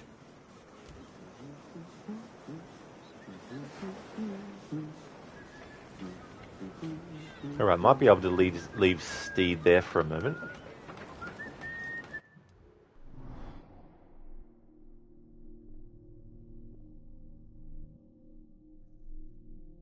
That's true, Lucinda. Steed Bonnet is definitely so pure and innocent. You know, he's one of those characters that he, unfortunately, it's very easy for people to pull the wool over his eyes, which is one of the reasons why Edward is able to not only do that when meeting him, putting him at ease, making him think that he's actually not a pirate, but also being able to convince Steed Bonnet that he's just using the name Duncan as a handle and that it's not actually his name. And he trusts him enough with calling him Edward, but it almost comes undone, of course, because he trusts Steed Bonnet enough to know that his real name is Edward. But when Edward is with Woodes Rogers and they know him as Duncan because he's supposed to pretend to be Duncan to them, when Steed yells out Edward, it almost undoes his sort of disguise, if you will. So he's sort of lucky, but it's because Steed is just so oblivious that he would just yell that out, you know. So it's not really something that he's actually doing on purpose. Crooked, take my sand, take anything you like. All of it, every single grain. Just not the sands of time. No worries, Cody. I'll see you when you get back. Let's go to the database. Let's have a look. Alright, so ships has been updated. The Revenge, is it?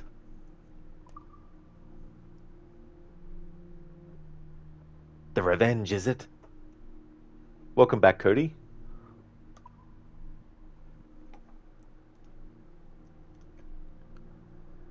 In this playthrough, I'm taking note of database entries I've covered so that I know, because otherwise I'll get to a point where I'm like, have I read that? Because sometimes they update the database entries. Listen to Revenge, is it? Your vision is as narrow as your father's. Revenge, is it?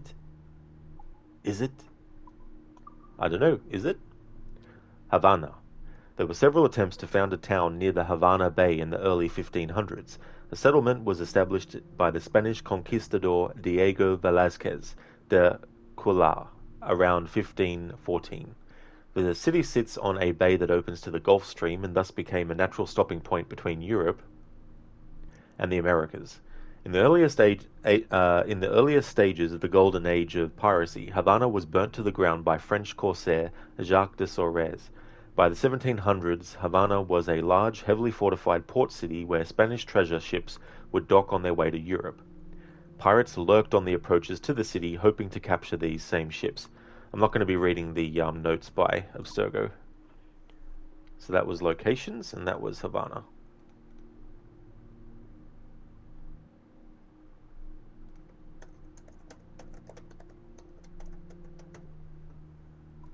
People. Okay, not reading about actual characters yet. I'm leaving that for Phase 6.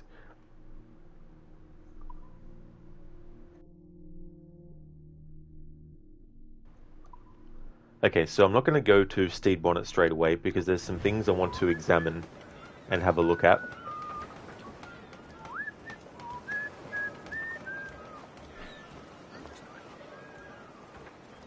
Well, that's as far as they'll let me get away from Steed.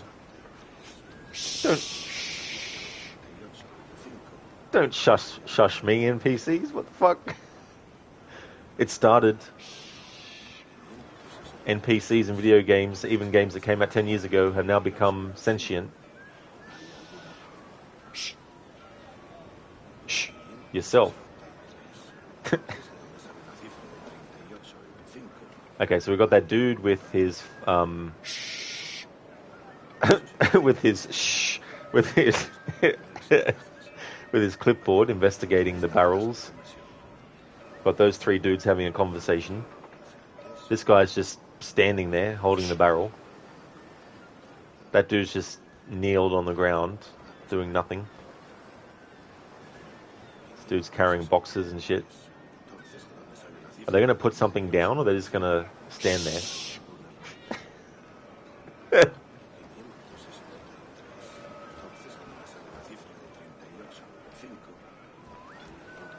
These two dudes are having an argument. I wonder what they're fighting about.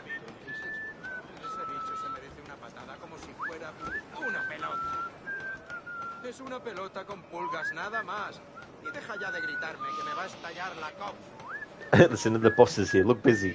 Exactly, it's that kind of vibe.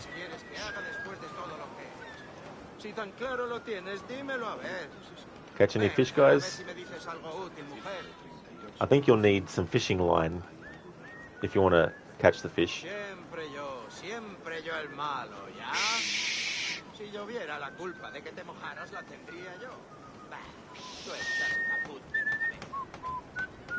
This dude's just hammering.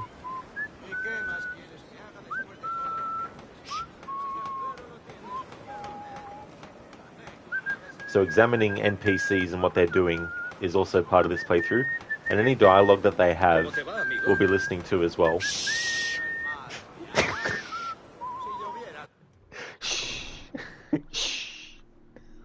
I still can't get over that.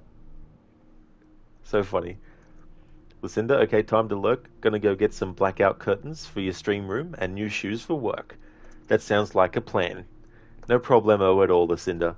Thank you for leaving the lurk as well. I hope all that goes well. No shushing the streamer. Plan? Exactly. It's like, come on, NPCs, give me a break. Plan? Gotta have plenty of plans. Because if one plan fails, you gotta have another plan. Although that plan failing is part of the plan. So if that plan also fails, it's just part of the plan. Would like to highly recommend people check out Lucinda's channel. Is doing a playthrough of Resident Evil 4 Remake. Specifically now, doing the Separate Ways DLC. Finished off her second playthrough of the main game yesterday, doing a playthrough, a New Game Plus playthrough. So playing through the Separate Ways DLC. Is also playing through the Assassin's Creed series. That's actually on a hiatus for a little bit during October month. The game that she's up to, though, that she'll be starting a new playthrough of, will be Assassin's Creed Origins. Also a fan of other stealth games like the Dishonored series. So highly recommend, great streamer. Lucinda, yeah, your first new pair of shoes in 6 years. Oh wow, holy shit. Well, I hope you can find something that's really comfortable, but also has the look and style that you want. And no worries at all for the shout out, Lucinda. More than happy to give you one. Ronnie, new shoes. That's it, new shoes.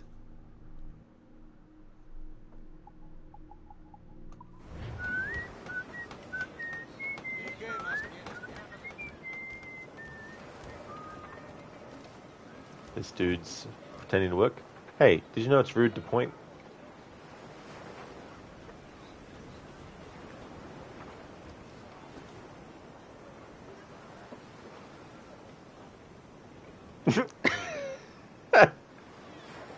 The way he leaned in there and where I've got Edward positioned, it's like he was leaning in to tell him like a secret or something, to whisper.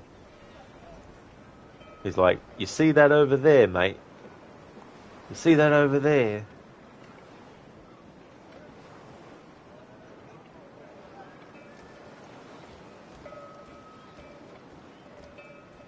Wonder who's ringing that bell.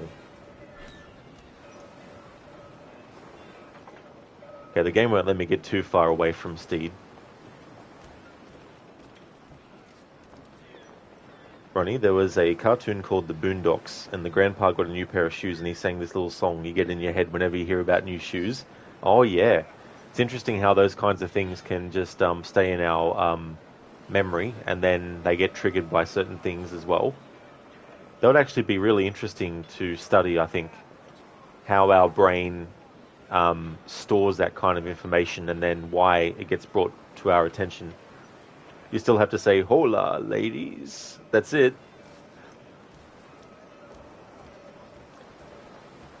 Alright, so we've had a look at these NPCs. Now time to see what their reactions to certain things might be. Ese bicho se merece una patada como si fuera una pelota. Es una pelota con pulgas nada más. Singular. Muy singular. Debe de estar loco.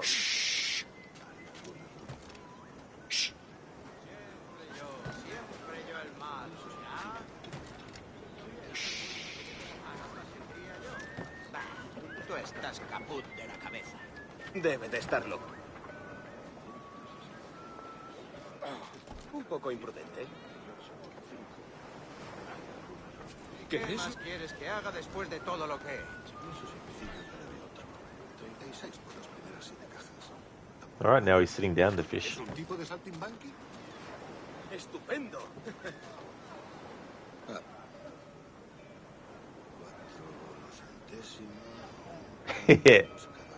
He made his fishing rod just magically appear.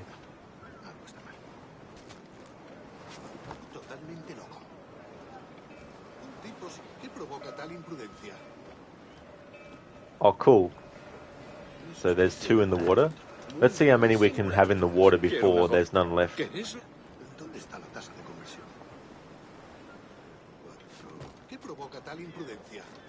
Alguien le ha dado en la cabeza. Debe de estar loco.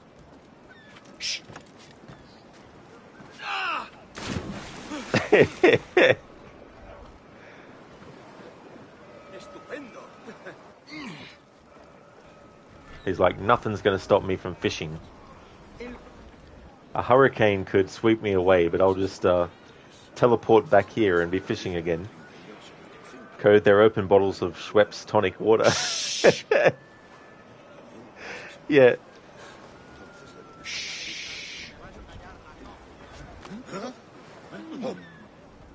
¡Contrólese! ¿Acaso está loco?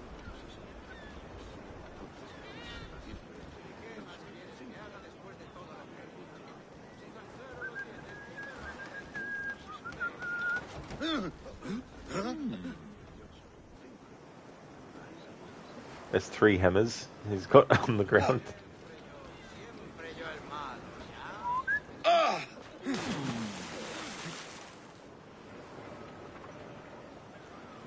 One would think I'm antagonizing people in this game. Ronnie, he dropped his rod. You're going to keep fishing in this very shallow water that doesn't have any fish. So maybe he's imagining that there's fish, just like he's imagining that there's actually a fishing wire attached.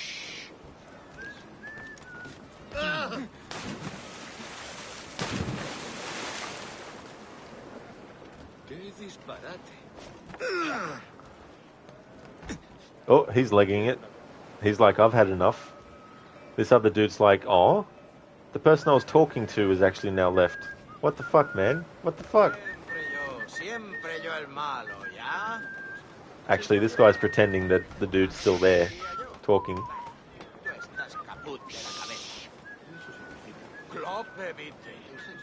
Ese bicho se merece una patada como si fuera una pelota.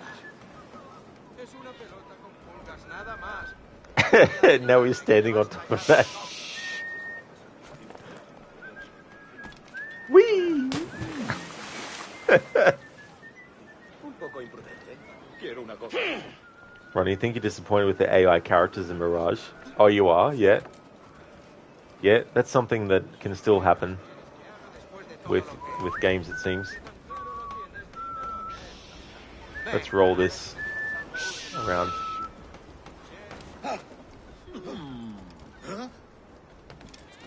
He's had enough now. He's running off.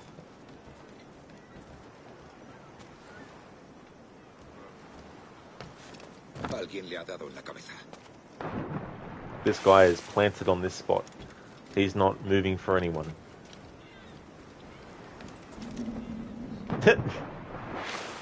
This NPC's like, I'm not like the other ones. I'm not going to let you push me around.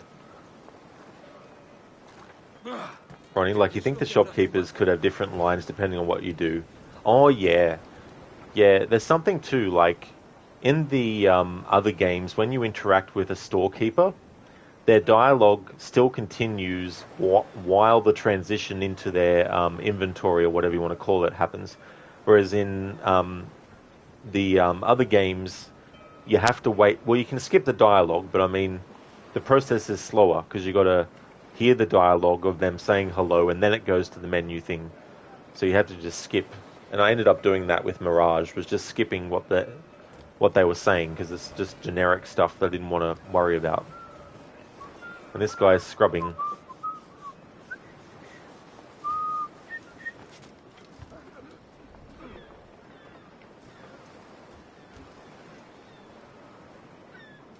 Okay, so Edward made a comment about the Pirates Beware.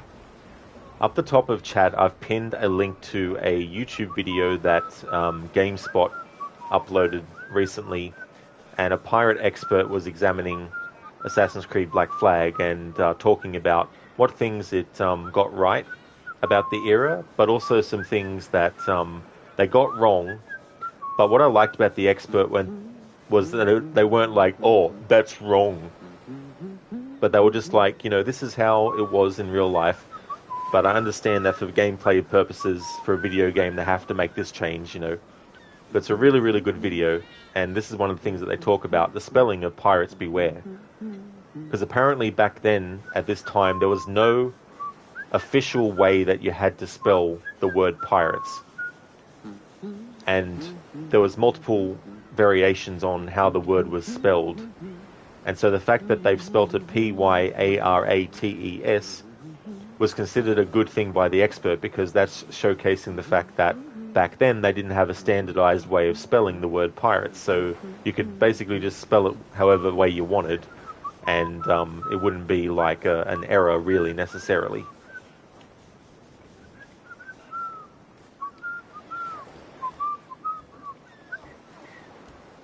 Of course, they're nothing but skeletons. I can't remember which pirate they said, but apparently there was a pirate that was an exception to the rule of how long they would actually have pirates in these gibbets. And apparently this pirate was left in so long that he literally became a skeleton. So apparently not every pirate that was caught and sentenced to be in a gibbet was left there until they became a skeleton. They were actually, eventually, once they died, they were eventually removed. But there was one particular pirate who was actually kept there for months. I can't even remember how long they said they were kept there for.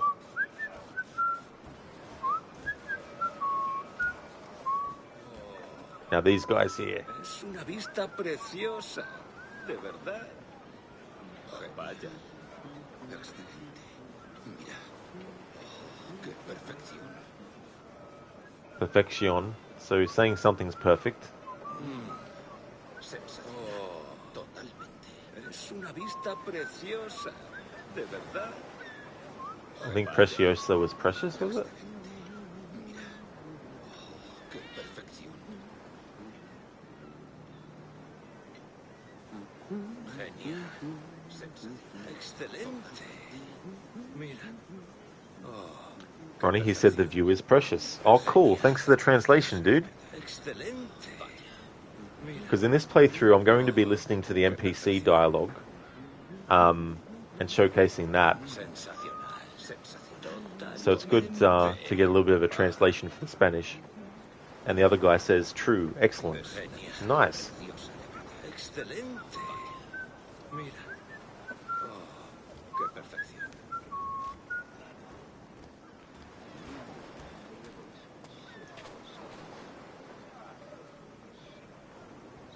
He's just sitting there on the barrels.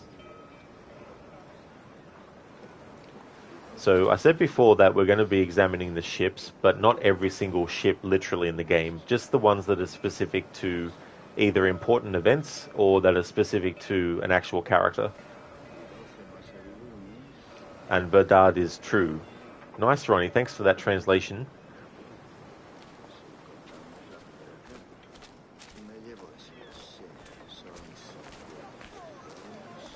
Voy a morir de soledad.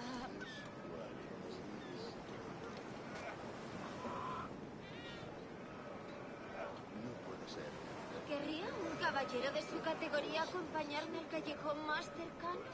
It's like this dude is a mime.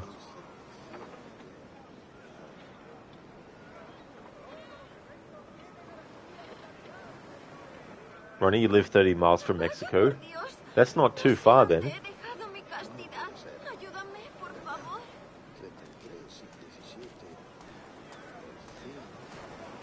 Hola, you don't know these women, do you? No. They charge money for that kind of privilege. A few dozen reals for every hour of knowing. Keen to meet them? No, goodness no, I'm a married man. Married men are their forte, mate.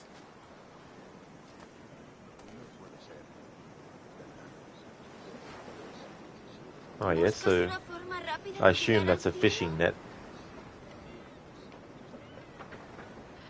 Ronnie, ayúdame, por favor, is help me, please. ¿Querría un caballero de su categoría acompañarme al callejón más cercano?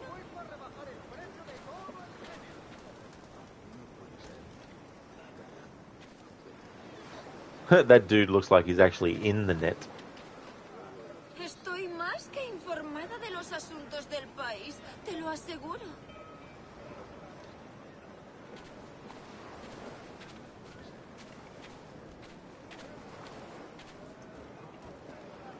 Let's see what these NPCs are doing.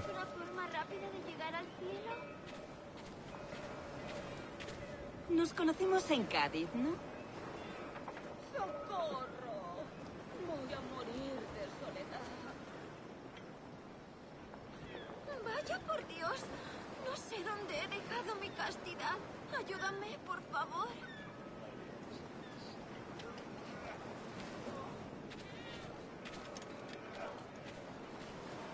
Hey there, Code. Will be like Mayfly going on with your specs. Oh, that's no worries, Code. I hope all that goes well.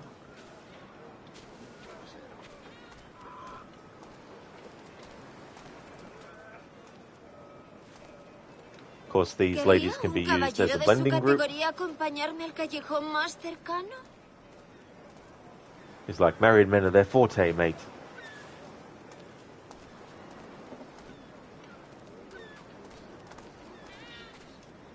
Vaya por Dios. No sé dónde he dejado mi castidad. Ayúdame, por favor. Hello, Parrot. Pasen y vean los tesoros que tengo a la venta. Estoy más que informada de los like how the parrot was doing the head bob. te lo aseguro. Estoy dispuesto a rebajar el precio de todo el género. Doy besos por una de cobre, pero por plata hago mucho más. ¿Querría un caballero de su categoría acompañarme al callejón más cercano?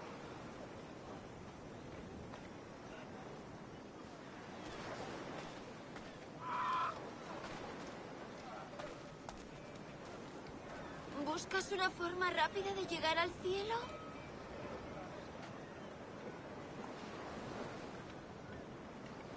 Si no quedan satisfechos, les devolvemos la mitad del precio de compra. ¿Es que ningún hombre Polly, want a cracker? como se Polly, want a ama cracker? una mujer?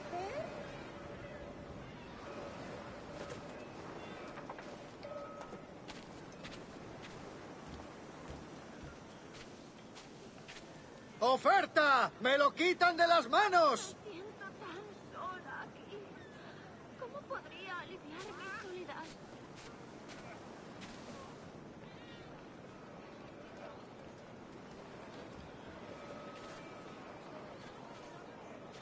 ¿Querría un caballero de su categoría? Si necesita algo y no lo tengo aquí, se lo encontraré como sea.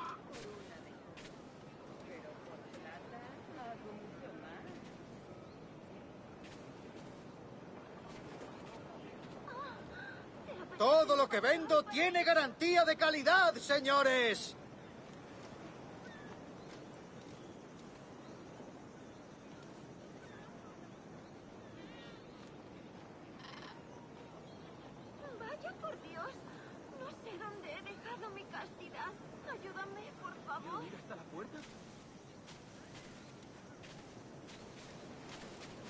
todo lo que pueda necesitar en un solo puesto para su comodidad. Okay, so we have that flag. I don't know what that flag is supposed to represent, but I still want to look at flags and things as well as part of this playthrough. Todo lo que vendo tiene garantía de calidad, señores. Got the bamboo. At least I think that's what it is.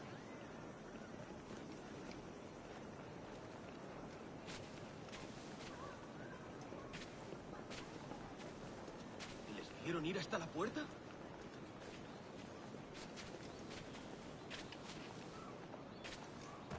¿Pero qué diablos?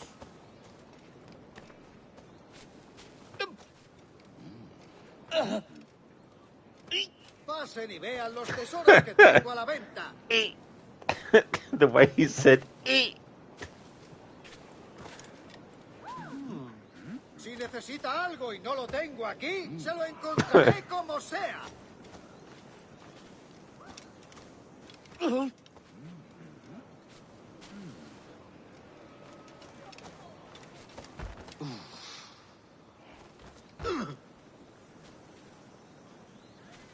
¿Les vieron ir hasta la puerta? Apenas les quedaba un puñado de pólvora. Váyase usted a paseo, gañán embriagado. oh. Ronnie, that's the cross of Burgundy. It was the Spanish flag at the time. Oh, okay. Interesting.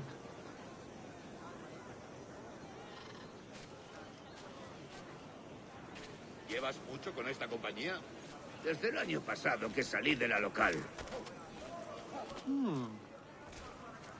It's interesting all the different outfits and hats. There we go, Ronnie. Got some hats that if we could in this game, we could steal. Pasen y vean los tesoros que tengo a la venta. It's funny, her hat looked like a baseball cap with the front of it flipped up. Nice hat.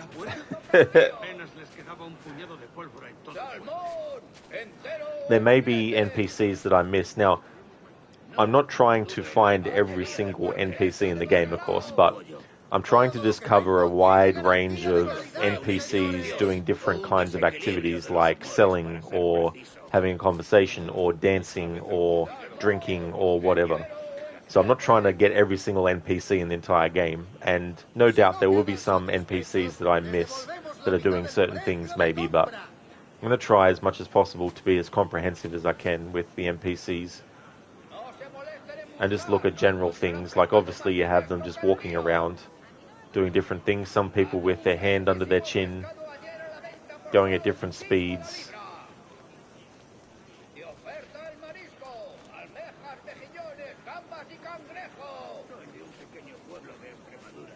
And the different reactions they have based on who they're near and all that kind of stuff. ¿Les vieron ir hasta la Todo lo puerta? que vendo tiene garantía de calidad, señores.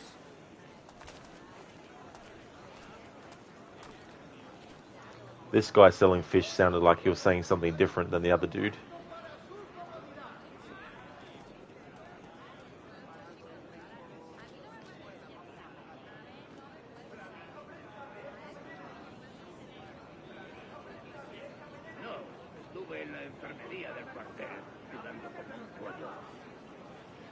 He's like, do you have the fish I want? It's like, no, I don't.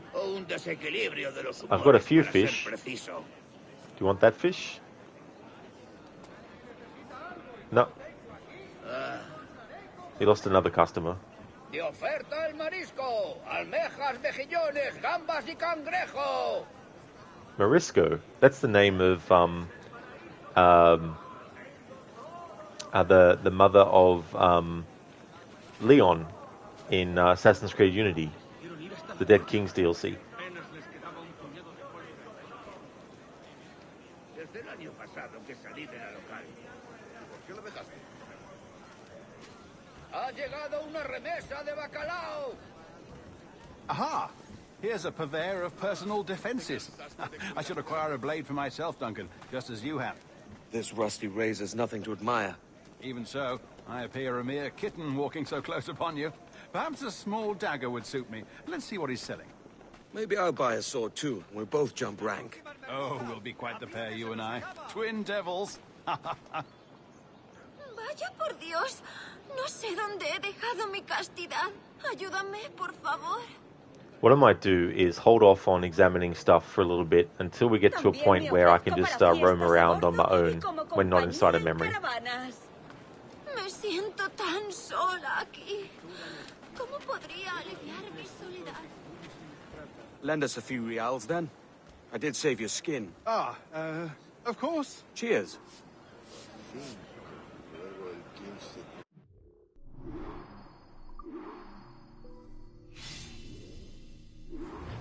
That's a better fit for me.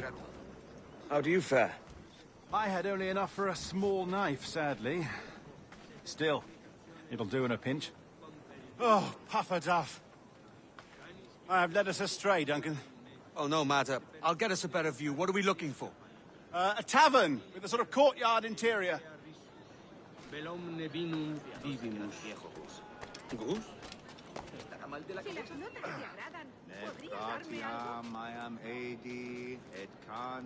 My goodness, you're an agile chap.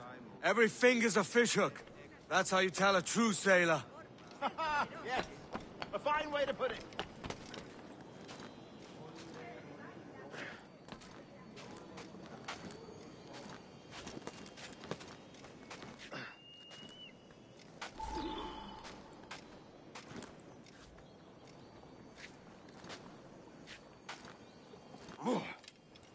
Alright, what I want to do though is look at the database for a little bit, because this is something I need to keep track of, especially when we're going past locations and stuff. Alright, so there's some new things about. I'm not worried about like the character databases for this playthrough, but just things that are about like the types of people that are around this time. Dancers, a cowardly euphemism for women employed in the world's oldest profession, prostitution. For a handful of coin, dancers can be employed to distract guards and interfere with ongoing fights. They might also have some incredible stories of their own to tell, if only you'd bother to listen.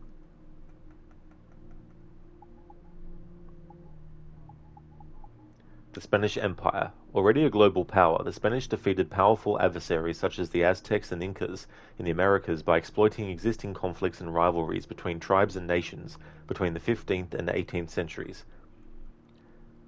Acquisitive and protective of the supply of precious metals its new colonies afforded it, the Spanish Empire enthusiastically participated in the Atlantic slave trade and defended its trade routes aggressively. In 1701, Spain became embroiled in the War of Spanish Succession. At once international and civil, it ended with a series of treaties in 1713 and 14 that saw King Philip V remain in power, but lose his line to the French throne. Moreover, Philip kept his title of Overseas Emperor, but relinquished much of his empire to the British, who were granted the exclusive right to slave trading in Spanish America for 30 years. The century was nevertheless one of prosperity for the Spanish Empire, as their trade reputation grew steadily under Bourbon oversight and continued to grow at an extraordinary rate until the 1780s. I'm not worried about reading the stuff from Abstergo, the comments and things, in this playthrough that is. Just keeping track of what I've actually covered as I go through.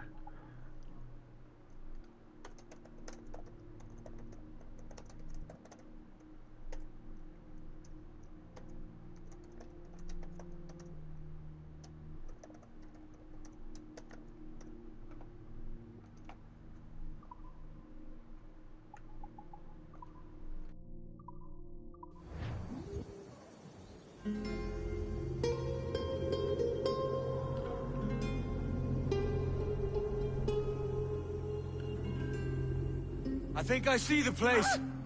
We're not far. No te resistas, gordinflón! Para! Para! Hang tight! Oh, he's brought me blind!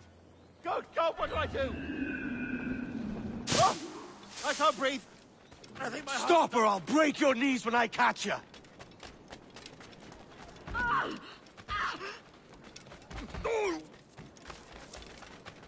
I'm close at heel, shitbird. Shitbird. Get off my train, shitbird. Here I come.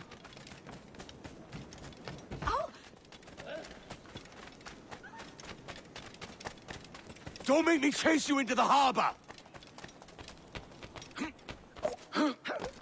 Time to heave to!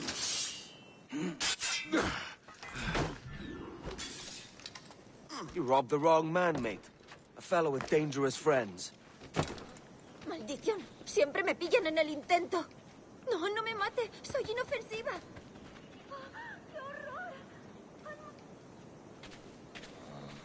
Let's have a look at their NPC reactions to the dead bodies. Mate, what? Okay, the target was right there, but okay, game. I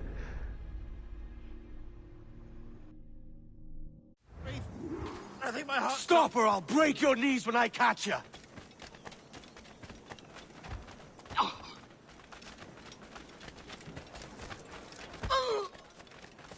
I'm close at heel, shitbird. Maldición. You robbed the wrong man, mate. A fellow with dangerous friends. ¡Maldición! ¡Soy pacifista!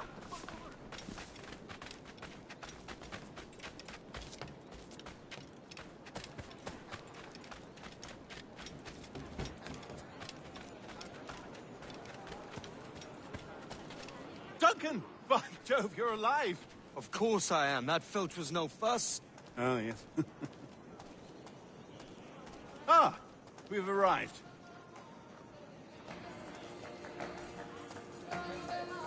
In one of the phases for celebrating this game's 10th anniversary, I did a music focus playthrough, which wasn't just the music internal to the game in terms of like cutscenes and gameplay and all that kind of stuff, but also all the songs that get sung in the game.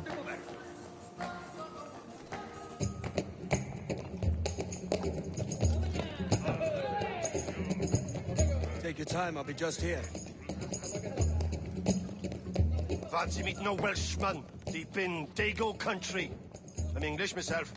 Biding my time till the next war calls me to service. Lucky King George, having a piss pot like you flying his flag. Oi! Skulk! I've seen your face before. You's mates with them pirates down in Nassau. Shut your fucking gob or I'll fill it with shot, you hear me? Edward, is it?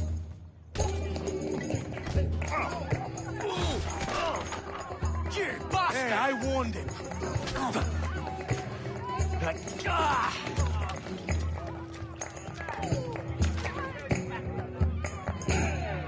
You want a dust up? I'll give you one.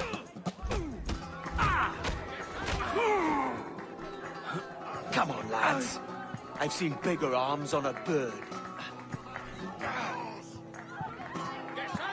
Keep him busy.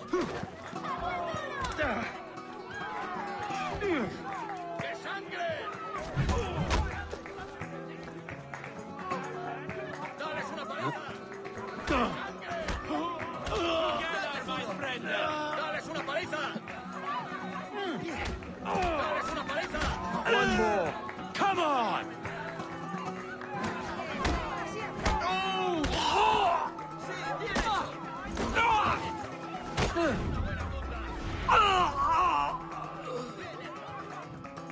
¡Fuera de la carretera!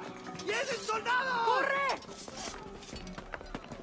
You're not leaving me. I'll catch you up. ¡Perro inglés! ¡Atrapad a ese bastardo! ¡Listo para abrir fuego! ¡En el punto de mira! ¡Tengo a tiro! ¡Listo para abrir fuego! ¡No te escaparás tan fácilmente, maldito!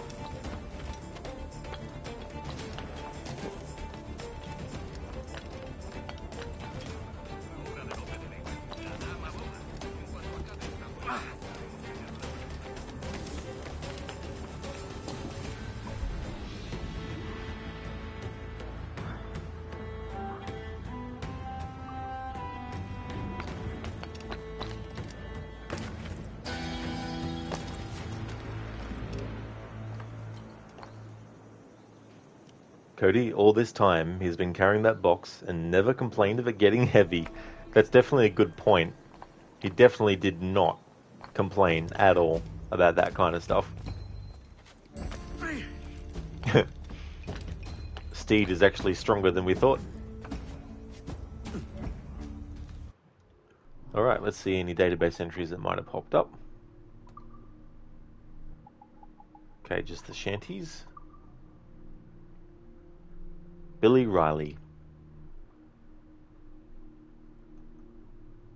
I think I might make this part of the playthrough, reading these, but I'm not going to collect them all on stream, but I will read them all on stream.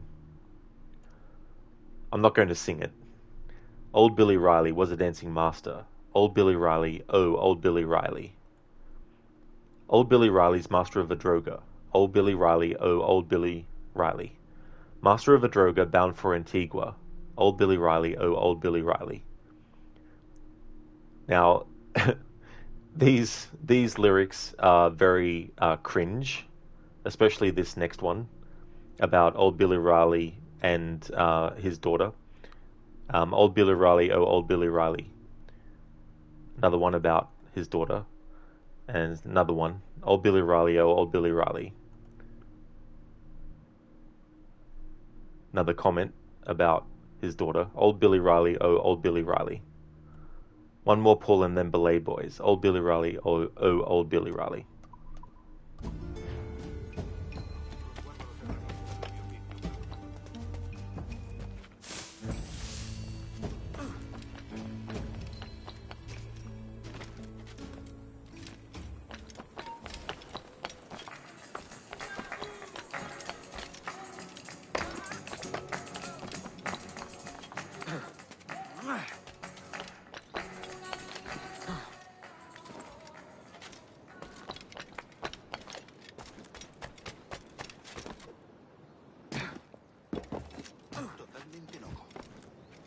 Doggo.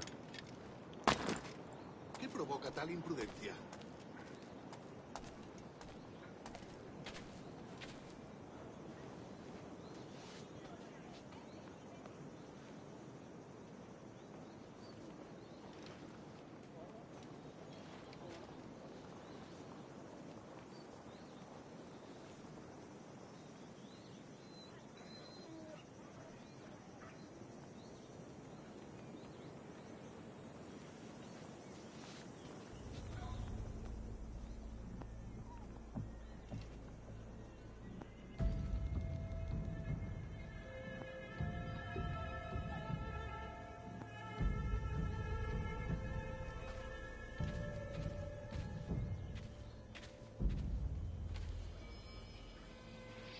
This dude's just hanging around.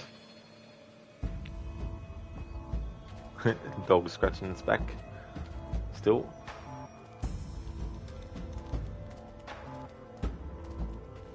Having a bit of an argument. ¿Quién en su sano juicio va a creerte? Bueno, pues solo haces ya o te machaco la cabeza. Maldito hijo de perra, era mío y lo sabes.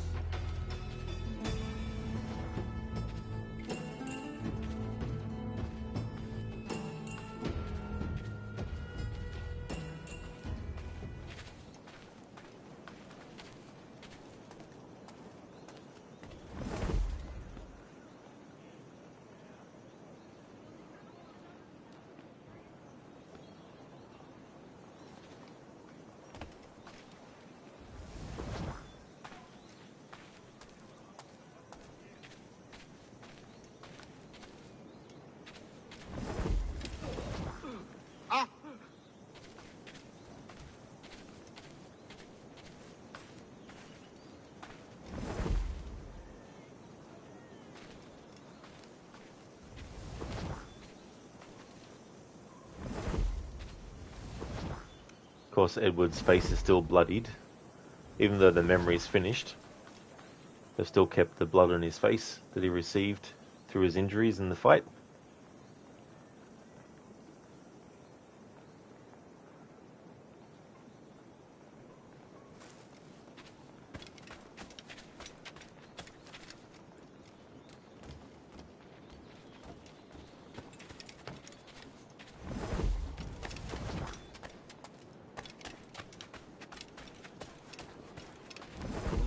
estarían bien. Comparto el sentimiento. A juzgar por su protección y comodidad, las mías bien podrían ser de papel. Mataron a 5, como siempre pataleando y quejándose sobre derechos, injusticias y privilegios. Ladrones malcriados en el banquete del rey. Eso es lo que pienso. Mataron a 5. Me lo dio una Benaki pensando que yo me llevaba la mejor parte del trato. La verdad es que tenía razón, pero me lo había ganado. Bueno, esa forma de pensar no es adecuada para un caballero. ¿Te apetece un paseo al paraíso?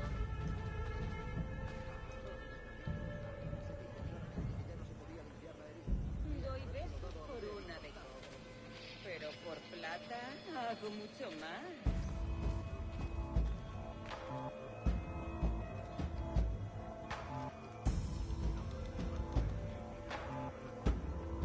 Ardo de pasión por ti. Necesito el pescado fresco.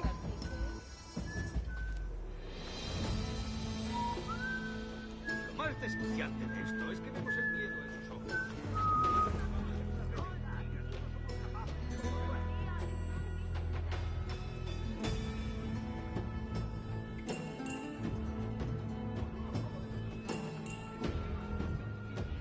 ¿Y ustedes?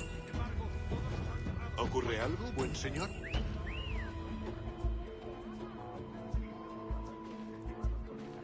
Hacen oídos sordos a todas las mejoras que proponemos.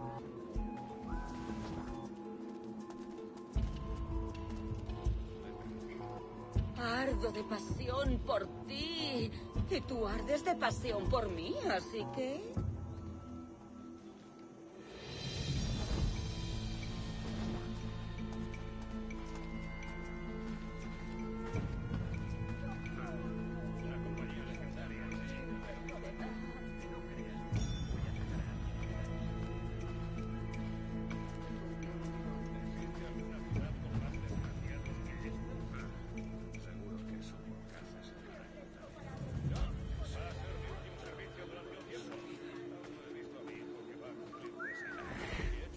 Estos perros extranjeros no aguantarían en mi mesa. Si yo pudiera enseñarles. No, señor. Unas botas estarían bien. Comparto el sentimiento. A juzgar por su protección y comodidad, las mías bien podrían ser de papel. Ja, seguro que es un bocaza ese canalla altanero. Ese no ha trabajado en su vida.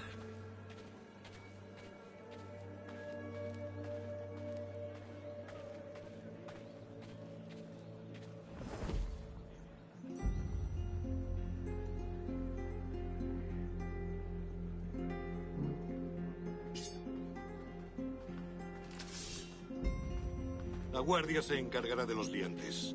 Sé que lo harías, pero no sé si dejarte.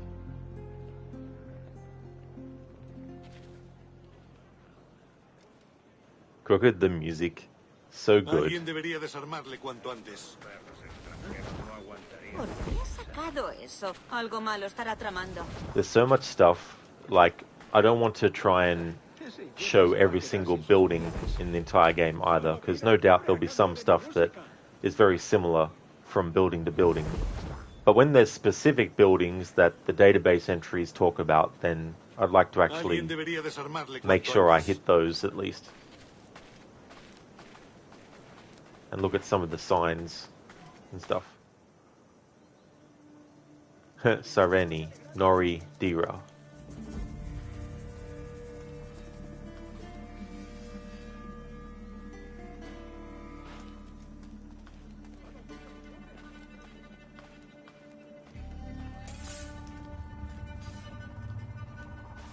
Odio esta maldita ciudad y odio a sus valientes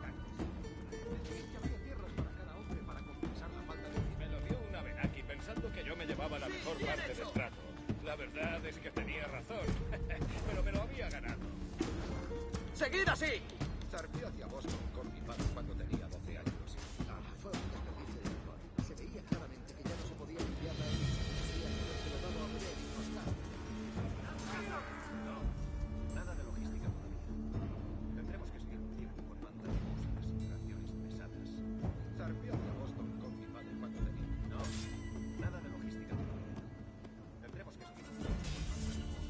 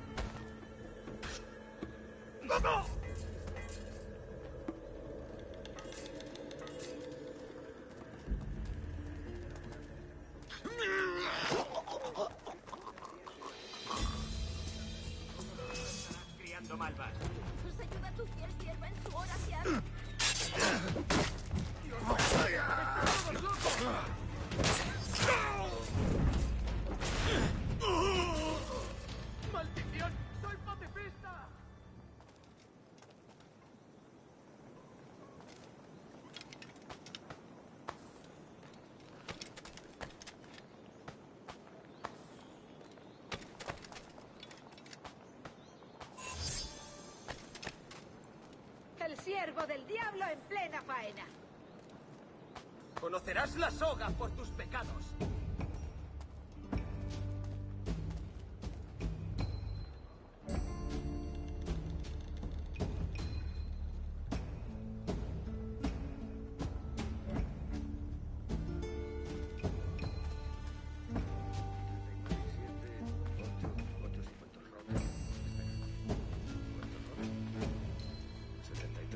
Golden Panaderia.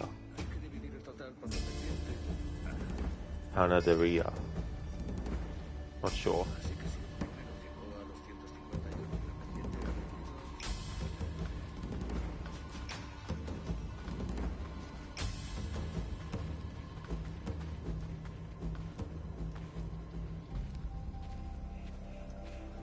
Ya no podemos hacer nada hasta...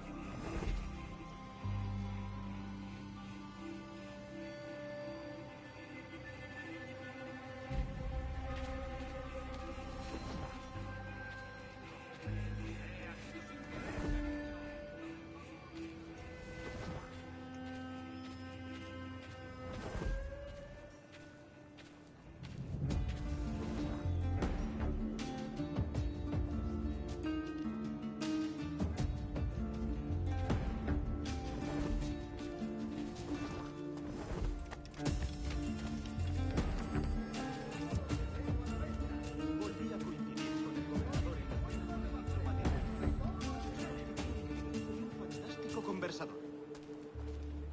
Ha cerrado numerosos acuerdos comerciales estos últimos meses. Muchos de ellos aquí. Parece que esto se ha animado bastante. No sé. Creo que me casaría con Sandro, el soplador de vidrio. Pero mi madre prefiere al posadero José. Ambos parecen hombres decentes. Sí, saldremos con la siguiente marea. Una parada más cerca de la Florida y luego a casa. Ha sido un trayecto muy benéfico. ¿Nos conocemos? ¿Cómo le va a tu pobre prima con su enfermedad? ¿Ha sido capaz el buen doctor de devolverte un poco de chispa y vitalidad? Si no quedan satisfechos... It's interesting looking at all the NPCs when they're getting close to another one and how they'll push them aside or brush past them. Si necesita algo y no lo tengo aquí, se lo encontraré como sea.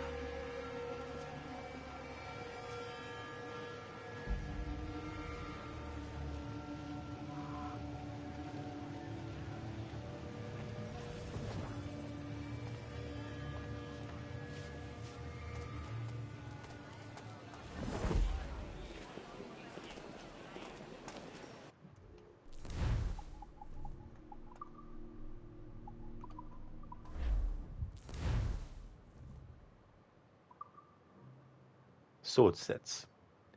Spanish cup hilt rapiers. A pair of cheap yet efficient Spanish rapiers.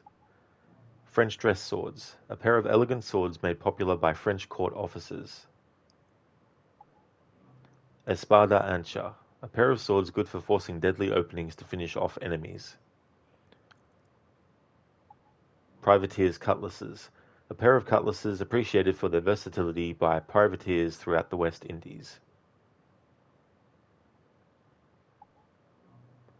British colonial cutlasses. A pair of cutlasses popular among the settlers of the British colonies in North America. Pirate scimitars. A pair of sharp and devastating scimitars praised by pirates and privateers from Barbados to Boston. French court swords. A pair of swords famous for having a perfect balance between speed and power. Officers' rapiers. A pair of extremely light rapiers praised for their swiftness. Officers' small swords. A pair of small swords quite popular among officers in the English military. The Blades of Toledo. A sleek pair of swords Edward Kenway acquired in the famous city of Toledo. British cutlasses. A pair of light cutlasses made popular by privateers.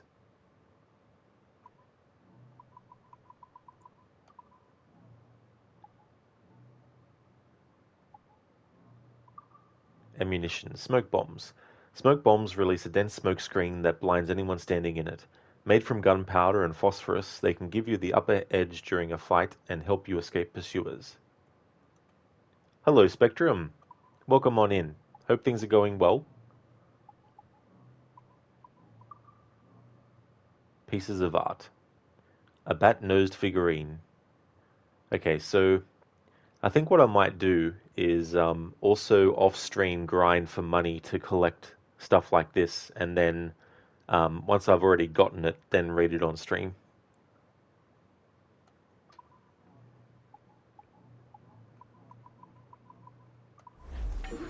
Hasta otra vez. Spectrum, pretty well. And you? Oh, I'm going great. I'm having a good weekend. This is a short stream, but a late one for me, or an early one, depending on perspective. It's 1:34 a.m. But I wanted to make a start on this playthrough, and then next Saturday I'll be able to continue it, doing something different for Phase 5, going through the game and basically examining a lot of things and reading about a lot of stuff.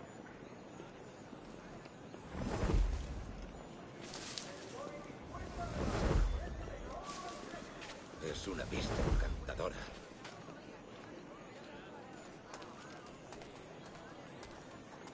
No, el barco de Julio sigue retenido en la costa. Creo que lo está viendo.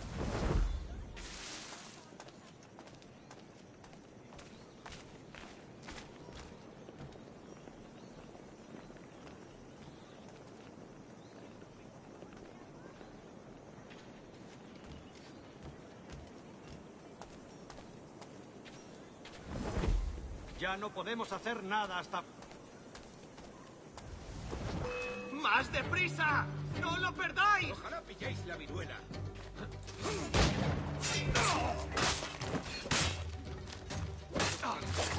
Tengo justo en la mira. You're right there. He can't get his axe. Oh, now he did. Took him a while. He was struggling to get his axe out.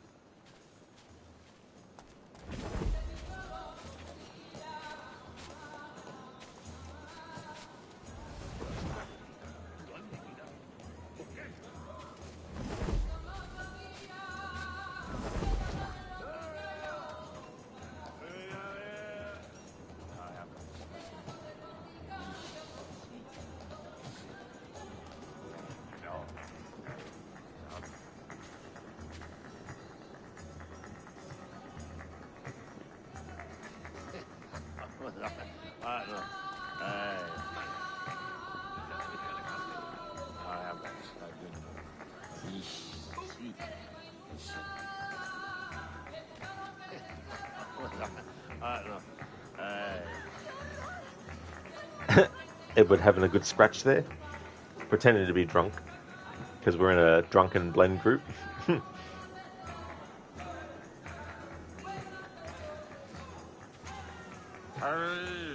Dibuje un cuadro de mi escote, le durará más.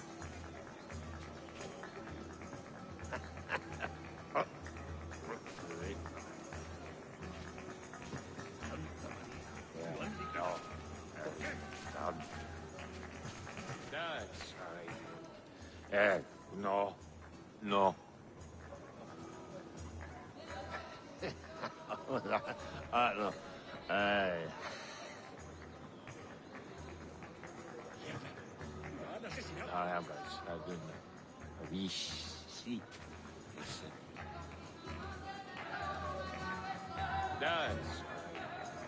Spectrum, a drunken playthrough.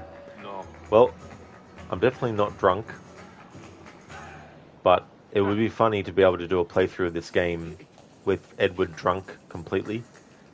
I think there's actually a cheat you can unlock for that. No.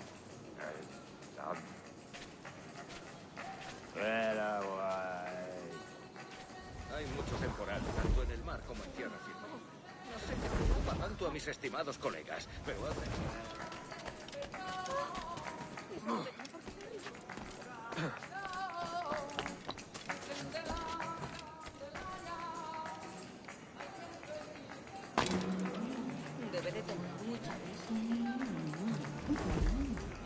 Spectrum, why are they sizzling with electricity? That's just the game's way of letting you know that your character is actually blended in with the NPCs. Five-finger fillet. I've never noticed anyone in this game playing that. Too bad we can't sit down and play it like you can in Red Dead Redemption. And Red Dead Redemption 2 as well.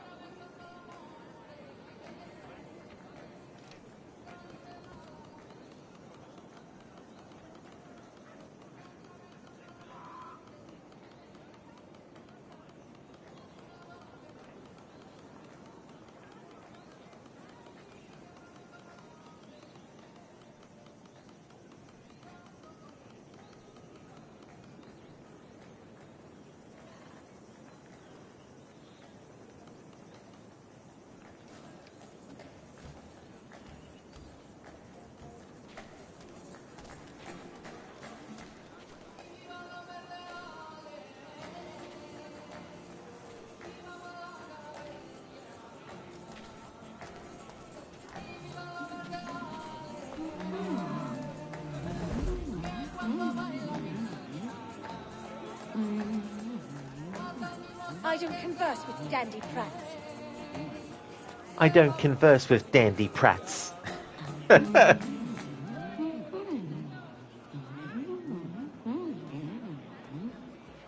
Shove off, you totty-headed wag. Shove off, you totty-headed wag.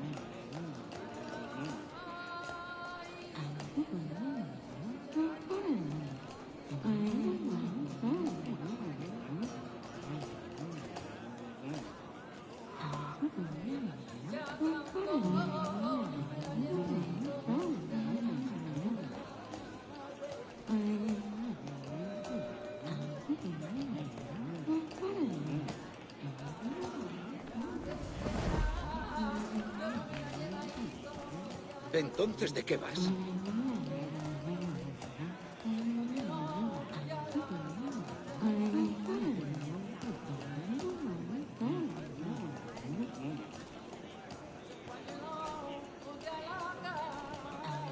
Ronnie, you need to get the phrase totty-headed wag in your lexicon. Exactly. If someone does a bad job and you want to tell them they did a bad job, you can say, you're a totty-headed wag for not doing that right. Spectrum, you're the opposite of a speedrunner. That's it, yeah. Definitely taking time.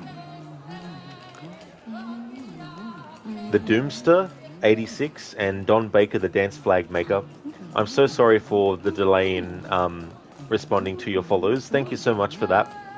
Twitch is doing a weird thing where it won't actually tell me in the actual chat feed when someone follows like it normally does. So I didn't actually notice till I looked over to the activity feed on my end to actually see.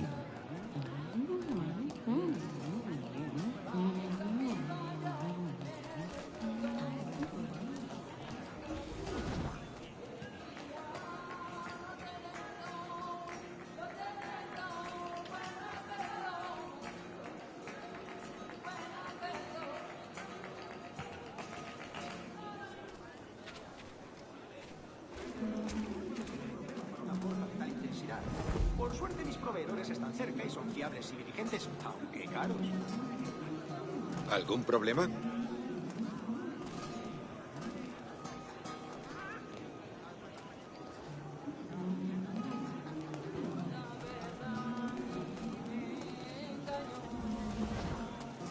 Need a few good tars, Captain?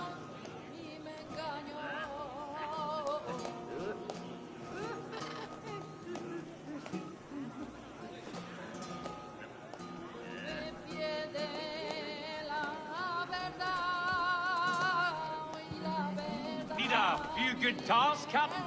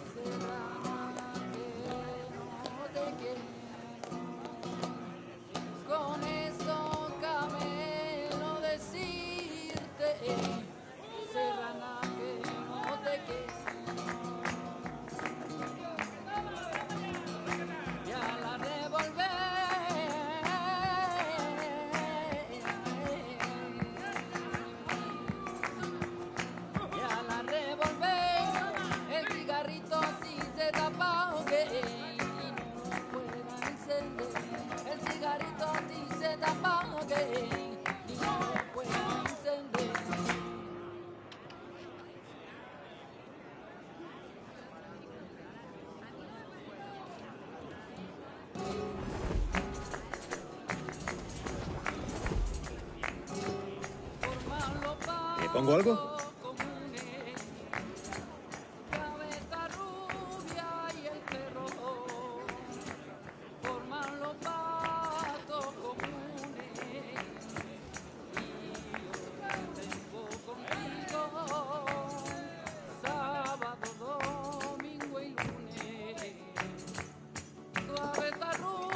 Si te digo que...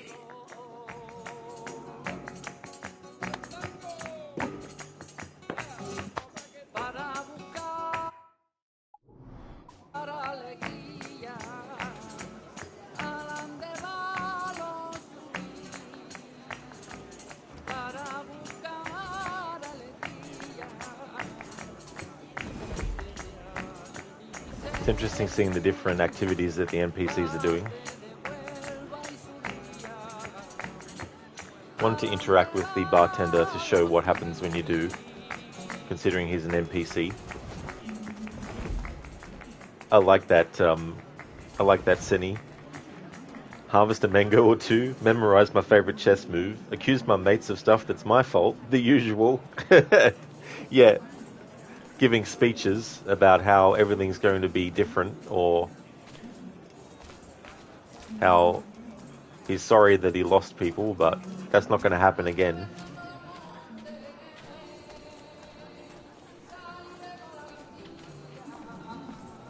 Alright, now to see different reactions from these NPCs with certain things. This music does slap, Ronnie. It's really, really cool. You have faith in that plan? Faith.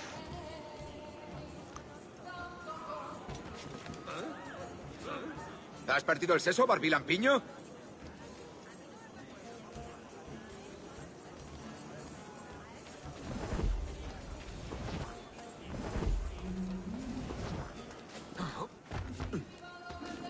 Deténgase, loco. No soy una fulana. ¿Qué se ha creído?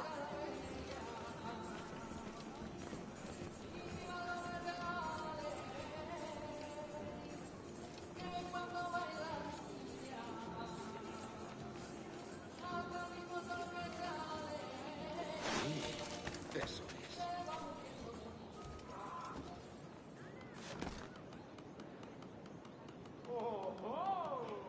Like this is NPC doing a 5-finger fillet. He doesn't care that we're just, you know, on top of his table. Sí, al fin. El mío tiene tantos agujeros que parece que me han largado una...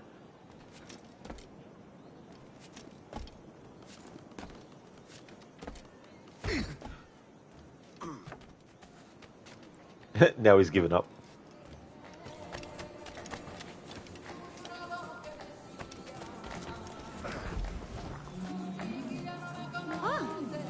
Hola. Piedad, señor. Perdone a esta pobre alma.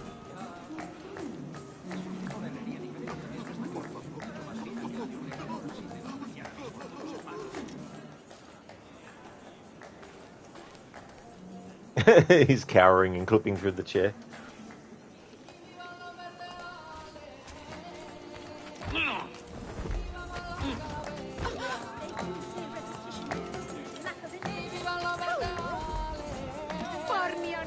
Fortune blind me, Kenway.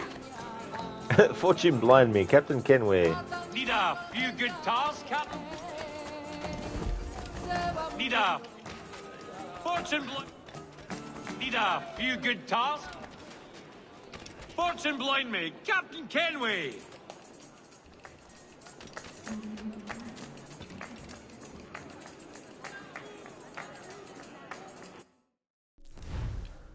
Alright, so I'm not going to actually play these mini games seriously, but I may as well actually cover them too in this showcase playthrough. Checkers. Checkers, or English drafts, is one of the oldest games known to man. It is played on a checkered board where two players alternate moving one of 12 flat cylindrical pieces. The goal of the game is to capture the opposing player's pieces by jumping over them. Although simple in principle, the game's difficulty becomes apparent with experience. Goal: capture all of the opponent's pieces or block all his possible moves. Rules: pieces can only move diagonally on white squares. Capture an opponent's pieces by jumping over them. Capturing moves are mandatory.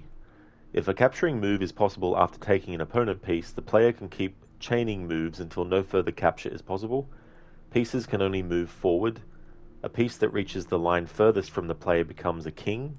A king can move forward and backward.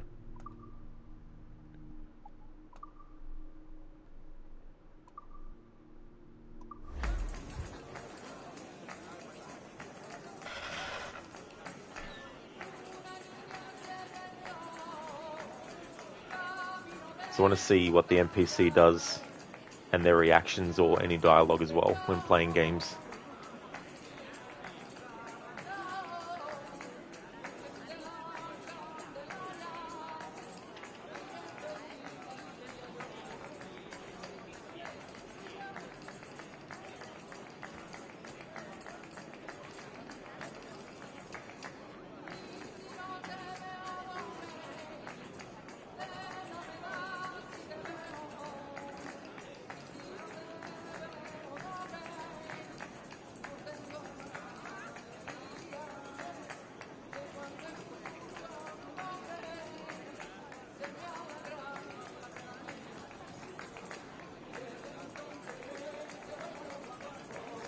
This music that they're singing to is really cool.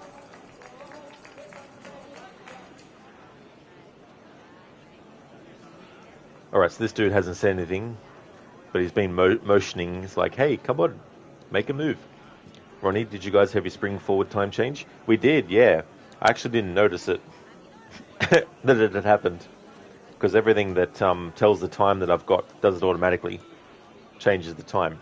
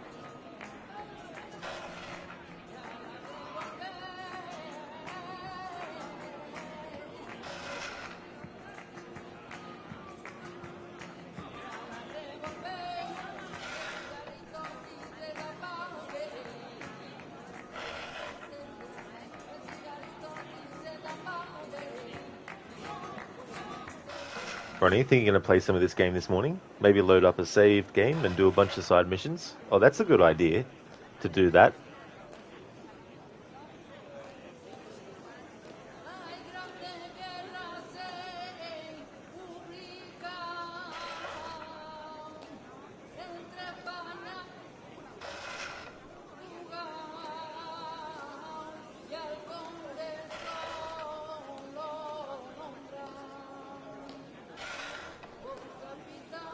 I think you'll beat that. Hard to get much closer.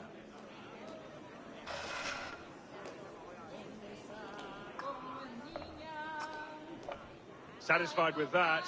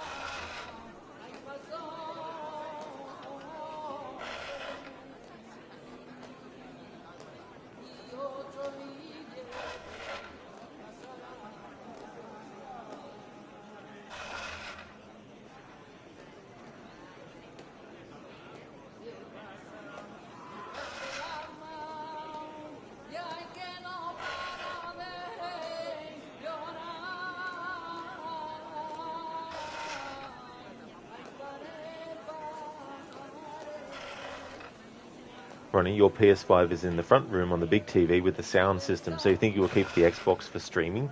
Oh, that's totally fair as well. Yeah, that's cool that you got that at your disposal.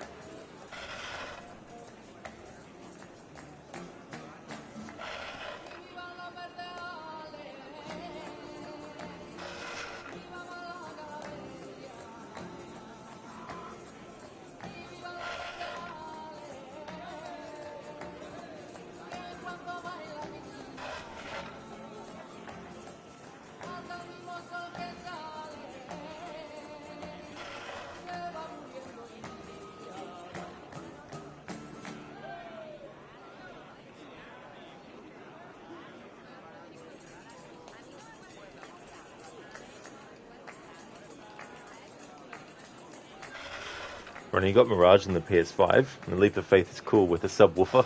Oh, dude, that would sound really, really cool.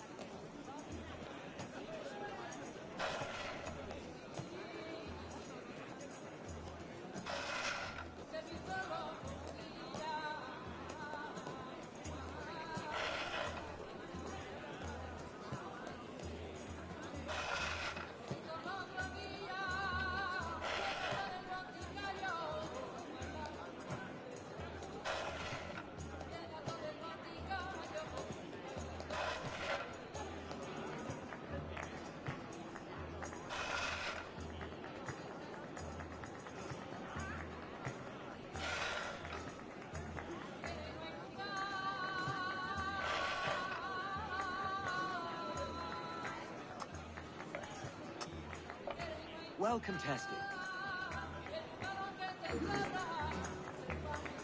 Alright, so I wasn't expecting to win, but it's good that I did, because then I can showcase what happens when you win, and the NPC's reaction to you winning, etc. Hey, I'm in a bear suit. Welcome on in. Are you winning, Edward? Edward's like, yes, Dad. Welcome on in, I'm in a bear suit. How's things going, dude?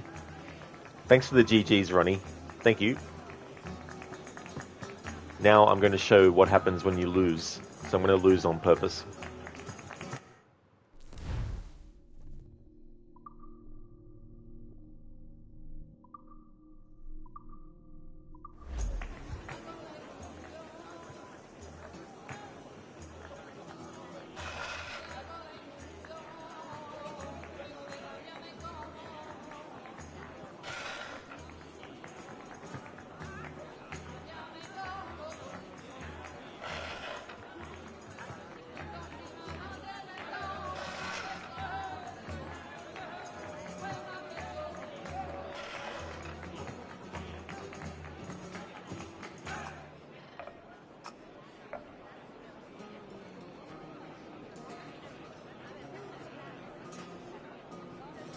Game won't let me even lose on purpose.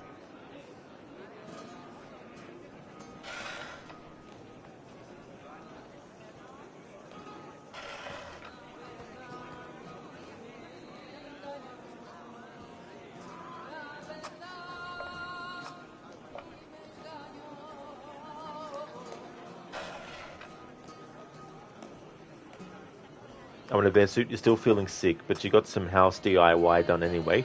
Now to relax the rest of the day, you think. That really sucks that you're still feeling sick. I'm in a bear suit. I hope you can shake it completely soon as well. Good that you're able to do that though. Like, still push through and get some of the DIY that you need to do in your home. That's cool. Don't blame me for wanting to relax either. That definitely would be good.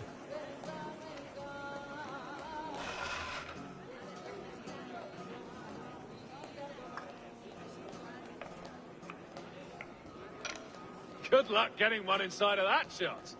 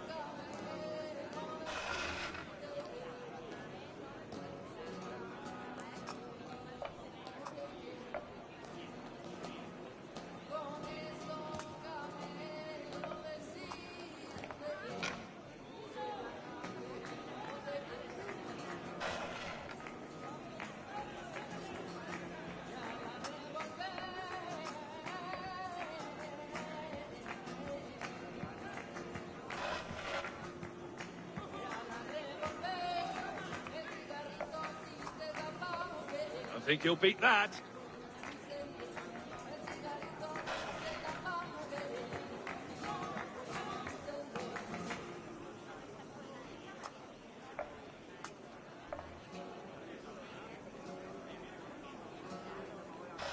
Alright, one more to lose, and then that'll be showing what happens when you lose a game of this.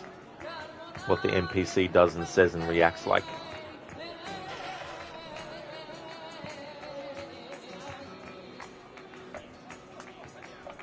Well played.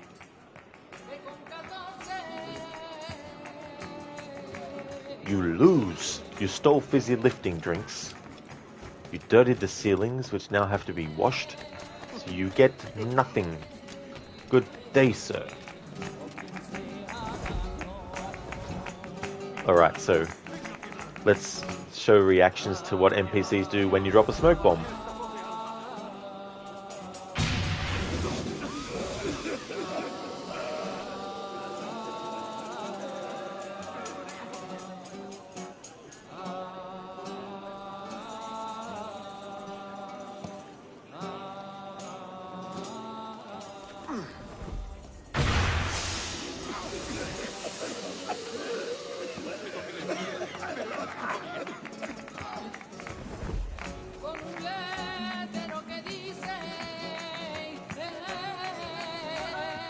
¿Puedo ayudarlo?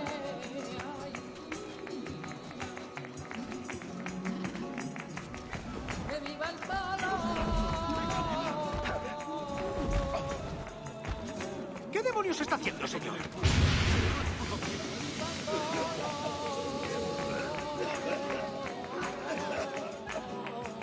¿En serio? Discúlpese, señor. So serio? I'm in a bear suit. It'd be funny if they rushed him and attacked him like they do in AC Odyssey. Oh yeah, got it. Then they'd all run and pull out their brooms and be like, "Oh wait, I'm going to take you out with a broom." Ronnie, you think you're going to do some pirate stuff for a while? Have fun. You dropped a smoke bomb, now you're dancing on your table. What are you going to do? Apparently some would just run off, but others would just be like, I'm just going to resume doing what I was doing before you did it. That's fair enough, Ronnie. I hope you have a great time. Enjoy yourself. I'd like to highly recommend people check out Ronnie's channel if you haven't before. He's going to be doing some Assassin's Creed Black Flag. He's also a fan of Red Dead Redemption 2 and Red Dead Redemption 1. He's also a big supporter of games that actually allow you to steal hats from your dead enemies so your player can wear them. And if only more games actually had that, and those that don't should be modded by modders to actually have that feature. But he's actually a doctor and a scientist in real life as well, and he's working in the field of regenerative medicine, so working on cures for things like Parkinson's and MS as well. Great streamer with a great vibe and great community, so highly recommend.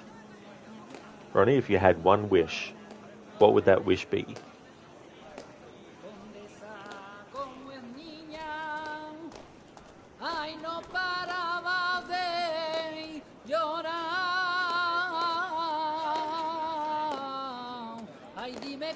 All games would let you steal hats.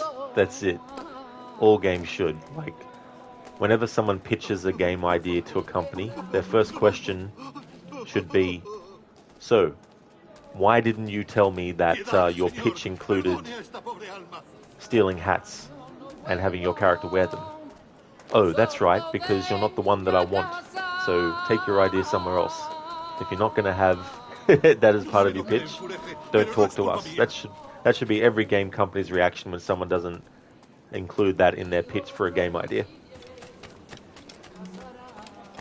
Something I didn't get to do in the Pirate Focus playthrough, which I was so annoyed that I didn't get, was Edward getting drunk. Because obviously being a pirate, that's something that pirates do. But it'll still fit as part of this playthrough where I'm showcasing certain things in the game. And so let's get Edward drunk. If you had Elon Musk money, you would have every game modded for that. Exactly. This is like the first decision all the time. Be like, mod that game to have hat stealing. That one too, and this one, even Tetris. I don't care how you work it in, just put it in there somehow. Ay, dame usted vuestra licencia para el conde y a buscar.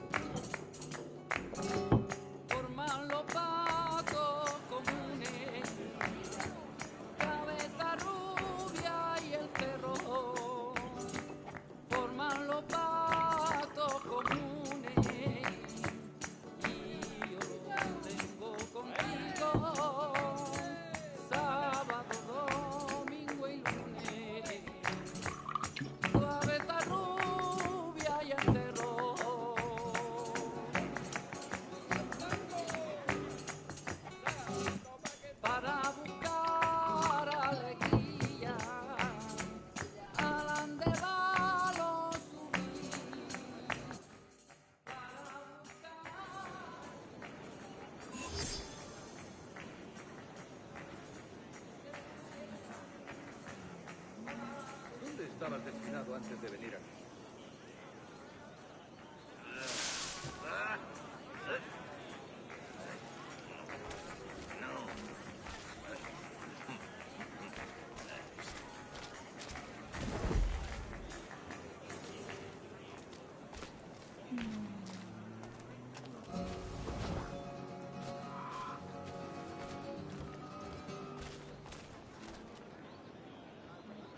And there we go. That's Edward getting drunk. And this is where I'm going to end this stream. So the next stream of this will be next Saturday, and I'll continue exploring Havana. Still have a lot of stuff in Havana to actually get sorted before moving on in the story. Things to explore, examine, all that kind of stuff. And fuck those NPCs, guards for pushing Edward. It's like, can't a man just, you know, stand near a haystack and just, you know, exist? No, apparently not. I'm in a bear suit. The guard was like, no close up for you. The next stream of this will be next Saturday. And the next stream you'll see from me, for real this time, at the end of my Mirage stream, I said that the next stream you'll see from me will be Tomb Raider, Tomb Raider Angel of Darkness. But I decided after that stream, you know what? I want to do another stream, so I decided to start this playthrough of Black Flag today instead. But for reals, the next stream that you'll see from me will be Tomb Raider, the Angel of Darkness, to continue celebrating its 20th anniversary. So if you see me streaming that Tomb Raider game, then you know it's become Sunday for me. Just want to thank everyone so much for watching. Going to give some shout-outs. More guards that don't like Edward. Fine, well, Edward's just going to stay in the haystack. There. It's like, fine. I'm in a bear suit. These guards don't stop. They do not at all. Seriously, it's like, what the hell?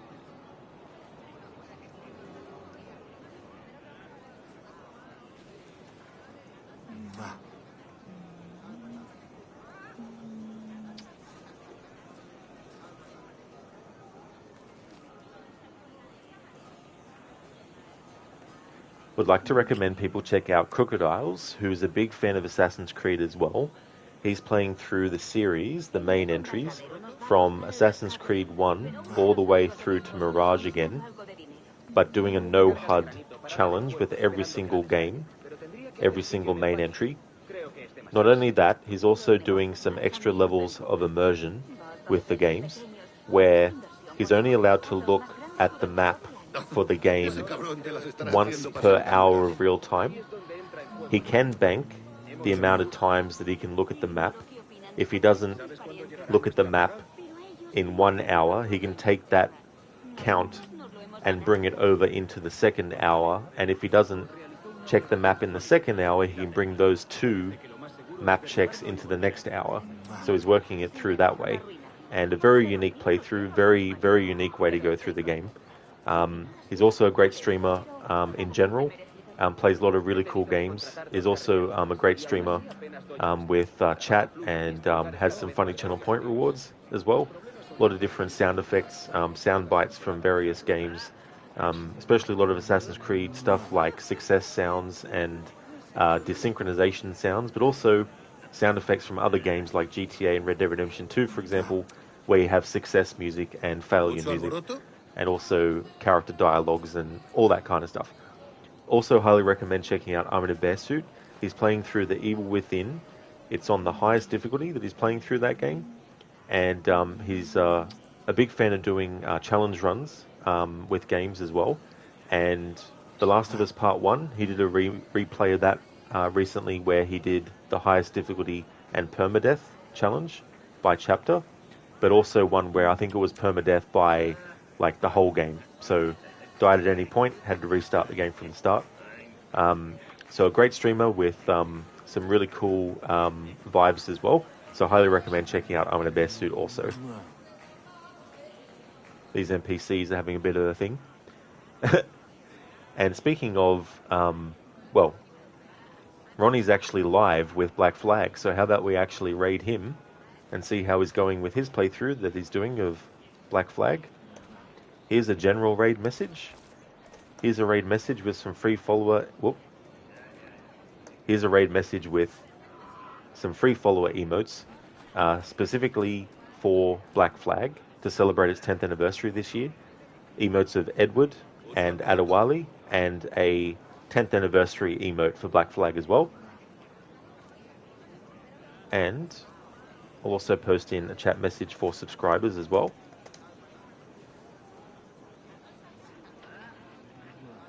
Which includes a emote, animated emote of a hidden blade being used, as well as a emote of Altair in a haystack.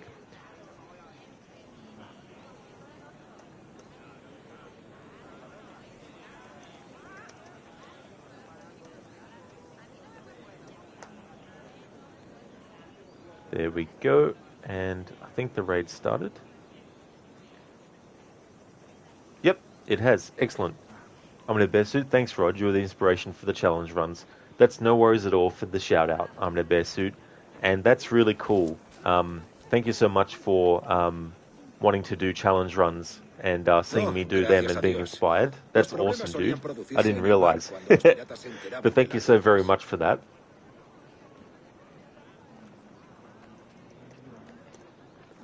Here's the current schedule. I'm doing an October month of horror, so the current game for that will be Alan Wake Remastered, doing an in-depth run. Then I'll be doing Control after that, plus a few other things, including Alan Wake 2. Saturday, of course, is Black Flag. Mirage is actually finished, so by the time next week rolls around, that will be changed to just Black Flag on its own on Saturday, and Sunday, Tomb Raider the Angel of Darkness to do the 20th anniversary playthrough. Just want to thank everyone so much for watching. I really appreciate it, and catch you in the next one.